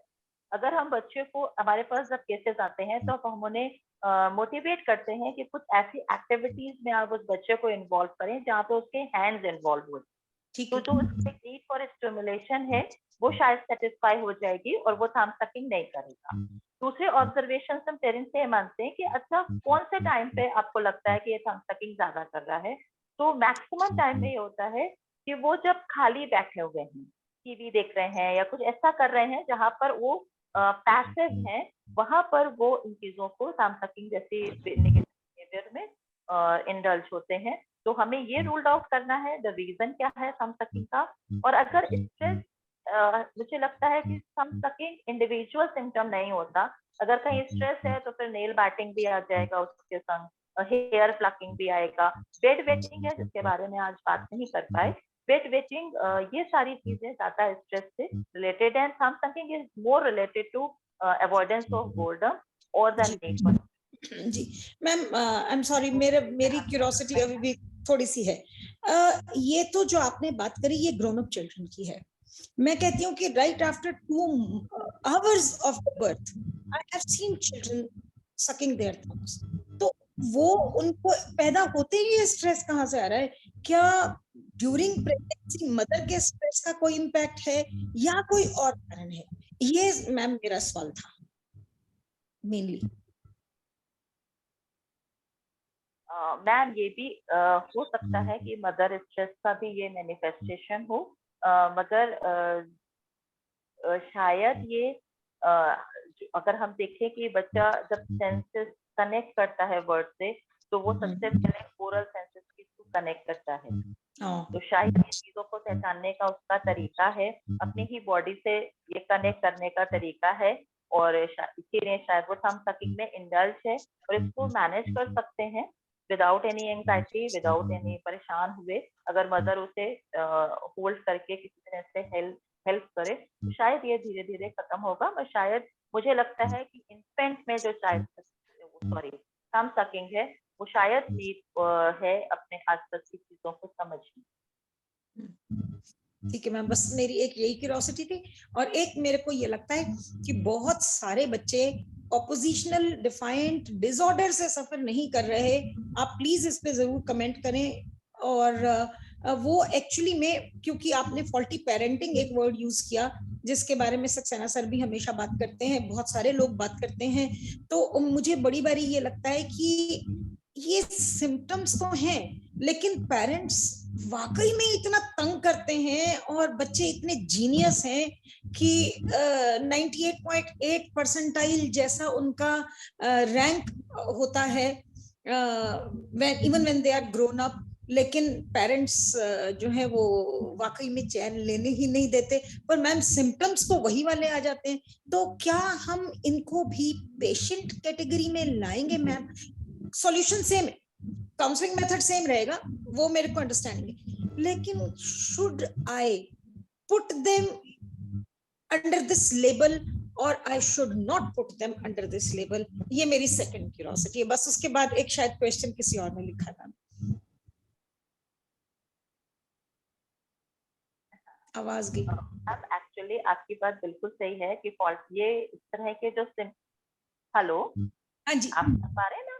यस मैम, मैं सुन पा रही हूँ। एक्चुअली मैम ये जो सिम्टम्स है, मैंने अपने एक्सपीरियंस में ये देखा कि ये रिएक्शन टू पेरेंट्स बिहेवियर ज्यादा होते हैं, और इन्हें आपका कहना कि ये हमें क्लिनिकल कैटेगरी में रखना है नहीं, मैम हम जिस सिनेरियो में है, जिस साइकियाट्रिस्ट से कनेक्टेड है, वहां पर अगर आप जाते हैं तो ओडीडी के एक्चुअली होता क्या है, मैक्सिमम केसेस साइकियाट्री डिपार्टमेंट या पीडियाट्रिशियन के पास जाते हैं और वो सब मेडिसिन मॉडल के, तो उनको डायग्नोसिस देनी है, वो सिम्टम्स सुनते हैं और उनको रख देते हैं।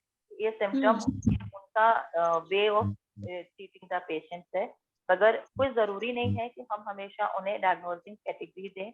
ये चाइल्ड भी मेरे पास रेफर हुआ था with the diagnosis of ODD, मगर इस टर्म को हमने काउंसलिंग के दौरान ये पेरेंट्स को यूज नहीं करा, उन्होंने ये बताया कि आपके काफी सारे बिहेवियर की वजह से बच्चे में ये रिएक्शंस हो रहे हैं और आपको बेहतर अंडरस्टैंडिंग के संग और अपनी थोड़ी सी पेरेंटिंग एडेप्टिव करिए और इन चीजों को शायद आप दूर करें।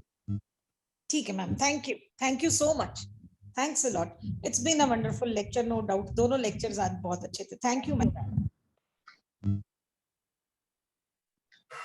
Thank you so much. Any other question? Ashish ji क्या पूछना चाहते थे आप?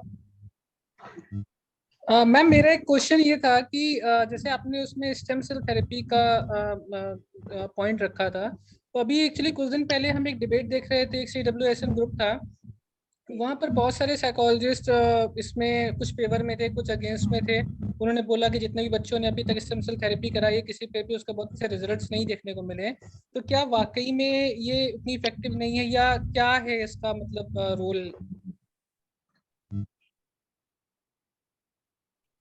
आशीष जी, मैं कानपुर मेडिकल कॉलेज में स्टेम सेल थेरेपी हमारे प्रोफेसर जो प्रिंसिपल हैं डीन डॉक्टर संजय काला ने बॉम्बे के डॉक्टर BS राजपूत के साथ मिलकर इसी फरवरी में स्टार्ट करी है। मैंने खुद केसेस असेस करके भेजे हैं और उनका डेटा भी दिया है और स्टेम सेल थेरेपी का बच्चों पर पॉजिटिव रिजल्ट अभी आ रहा है। हालांकि अभी वो 6 सेशन का करते हैं, ये 2 या 3 सेशन का ही है, मगर अभी 3 या 4 केसेस हैं 10 में जो काफी हैप्पी पेरेंट्स हैं क्योंकि उनमें स्टेम सेल थेरेपी के पॉजिटिव रिजल्ट दिख रहे हैं। But more data is yet to come, जब और आ पाएगा तो और इफेक्टिवली हम बात कर पाएंगे, मगर ऐसा नहीं है कि इसका कोई भी इफेक्ट नहीं हो रहा या फर्क नहीं। आई have seen the 2-3 cases my self जहाँ पे पेरेंट्स ने आकर रिपोर्ट कराया कि मैम 2 ही सेशन के बाद 2 ही थेरेपी सेशन हुए हैं और हम बच्चे में चेंजेस देख। मगर कुछ भी पर्सनल लेवल पे कमेंट करना, आई थिंक थोड़ा सा डेटा हो रहा है तो और अच्छे से आपको बता। Okay, thank you ma'am. Okay. Now it is 8:45. Yes. May I make an observation? हाँ सर, बिल्कुल सर, बिल्कुल, आपके बगैर तो सुना लग रहा। ये डॉक्टर आराधना जी ने बहुत अच्छा प्रेजेंटेशन किया। मेरा कोई प्रश्न नहीं है, कुछ ऑब्जर्वेशंस है, पर्टिकुलरली डिफाइंड बिहेवियर में। डिफाइंड बिहेवियर भी मैं 2 तरह से मानता हूँ, कोवर्ट और ओवर्ट। एक डिफाइंस कोवर्ट होती है। एक केस मेरे पास आया था बहुत पहले, एज मेरा ख्याल है 1973 में, एक सेमिनार में मेरा लेक्चर हुआ। उसके बाद एक मैडम आई, बहुत बड़ी अधिकारी थी। उन्होंने कहा कि मेरा बेटा 8वीं तक तो रैंक आती थी, अब वो फेल होता है, 2 साल से फेल हो रहा है। तो आप उसको, तो मैंने जब उससे बातचीत की तो एक दिन तो बिल्कुल बोले कुछ नहीं, इधर उधर टालता रहा, साहब क्या करना, बदनामाते हैं। दूसरे दिन उसने बोला, मैंने कहा देखो तुम 2 साल से 9th में फेल हो रहे हो, तुम्हारे इतने अच्छे रैंक आते थे। तो कहता है कि मैं इस साल फिर फेल होऊंगा। मैंने क्यों फेल होगे? बोले मेरी माँ मुझे बहुत प्यार करती है, मैं तो हर्ट करना चाहता हूँ, फेल होता हूँ तो वो हर्ट होती है। मैंने कैसे क्या? तो उसने बताया कि she is not a good lady, कुछ इस तरह की बात। तो मैंने एक हंस डेवलप किया कि पेरेंट्स ही नहीं बच्चों के लिए गोल सेट करते हैं, बच्चे भी पेरेंटल बिहेवियर के लिए गोल सेट करते हैं, और उससे जब पेरेंट्स को डेविएंट पाते हैं तो डिफाइंड होती है। ये कोवर्ट डिफाइंस थी, मदर से कुछ नहीं कहता था, लेकिन मदर को हर्ट करने के लिए तो फेल हो रहा था। दूसरा केस मिला था, एक स्टूडेंट बहुत अच्छी थी पढ़ने में, उसका परिवार भी बहुत अच्छा था, फादर भी बहुत अच्छे थे, शरीफ आदमी थे, लेकिन शाम को दारू पीते उसकी मदर को पीते। तो वो लड़की 10th में उसके रैंक भी आई, लेकिन वो काफी डिस्टर्ब थी क्योंकि मोहल्ले के लोग जो आसपास के बच्चे भी उसी स्कूल में पढ़ते थे, तो मेरा ये मानना है कि इस तरह के बिहेवियर में जो बच्चों की एक्सपेक्टेशन पेरेंट्स से होती है, उस एक्सपेक्टेशन का भी अगर वो नहीं पूरी होती है तो उसका भी शायद असर पड़ता है। तो एक केस फॉरवर्ड मतलब हॉस्पिटल का था, एक ओवर्ट का था। तो मेरे ऑब्जर्वेशन से कोई मेरा सवाल नहीं, अगर आप कुछ काउंटर ऑब्जर्वेशन देना चाहें तो मोस्ट वेलकम। ये मेरा ऑब्जर्वेशन है कि बच्चे भी पेरेंटल बिहेवियर की एक्सपेक्टेशन करते हैं, गोल सेटिंग करते हैं।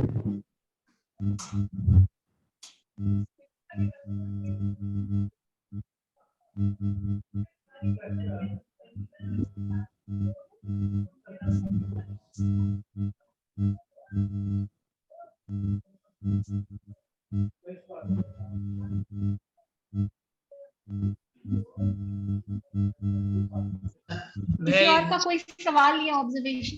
May I raise one question? Sure, sir. Excuse me? Sure, sir. Please. Oh, the paper was nice, and the talk was very, very good. My submission is that I have been working in this area since a few years, and recently we have also published one book on disability. But apart from that, the talk would have been more meaningful if the needs of the children suffering from psychological disorders, the needs, what are the children with the autism or children with epilepsy or any kind of, if that could have been incorporated, I think the paper will be a very good paper internationally, if these things can be taken into consideration. If the author feels so, this is my submission. I don't criticize. It's a very good paper, but this is my submission. Sir, please reference of your book, sir. Sir, please reference of your book. Oh, reference of my book. Yes, sir, please.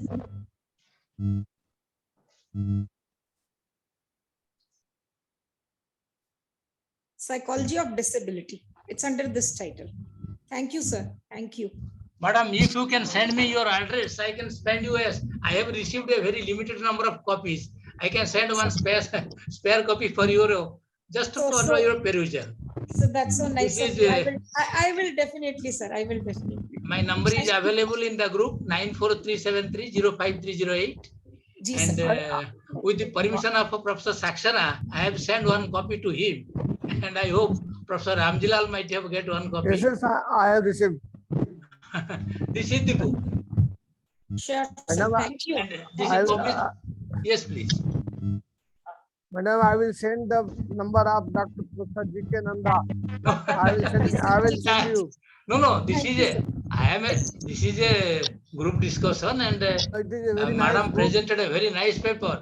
So please, this is for only to enrich the paper. Yeah. Thank you. Thank you for allowing me to put my words. Thank you. Thank you so much, sir.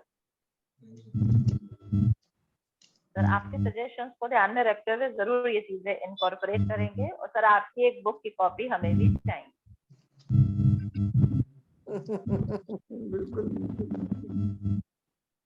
You send your address to Professor Nanda. You send your address to me, and I will send it to Professor G.K. Nanda, and he will send a copy to you. No problem.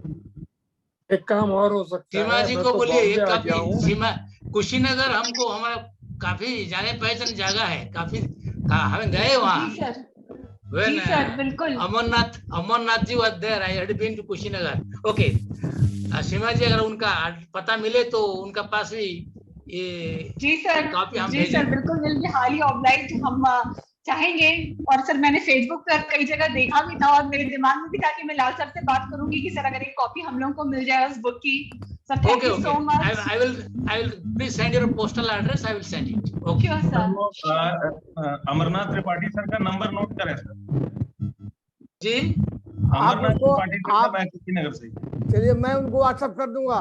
हाँ ना, okay okay, कुछ कम Thank you. Number start होते हैं। Thank you thank you, have a good time, it was a good nice discussion. Conclude करें। हाँ, Seema Wind ji. up. जी sir, thank you so much Ratna ma'am. Sir मुझे लगता है हम लोग ये इस प्लेटफॉर्म पे जब बहुत सारी बातें कर रहे हैं इतने दिनों से, ये जो हम लोग का लेक्चर सीरीज चल रही है, इसमें से कुछ 2-4 बहुत इंपॉर्टेंट बातें अगर हैं तो उसमें से एक बात पेरेंटिंग की जरूर है। और हम जब बच्चों की मेंटल हेल्थ की बात कर रहे हैं तो वो सीधा सीधा हम बात कर रहे होते हैं पेरेंटिंग स्टाइल की, गुड पेरेंटिंग और फॉल्टी पेरेंटिंग की।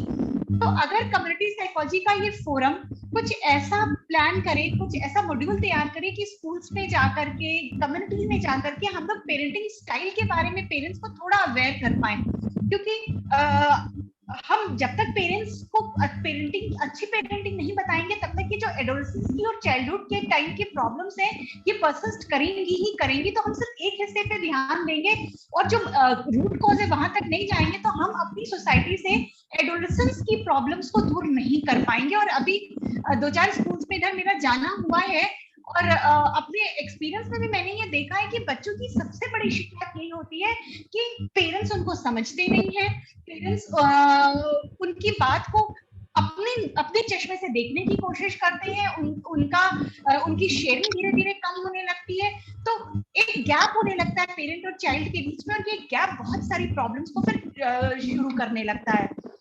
तो सर मुझे लगता है कि इस पे काम करने की बहुत जरूरत है। Thank you so much Aradhana ma'am for such a wonderful lecture.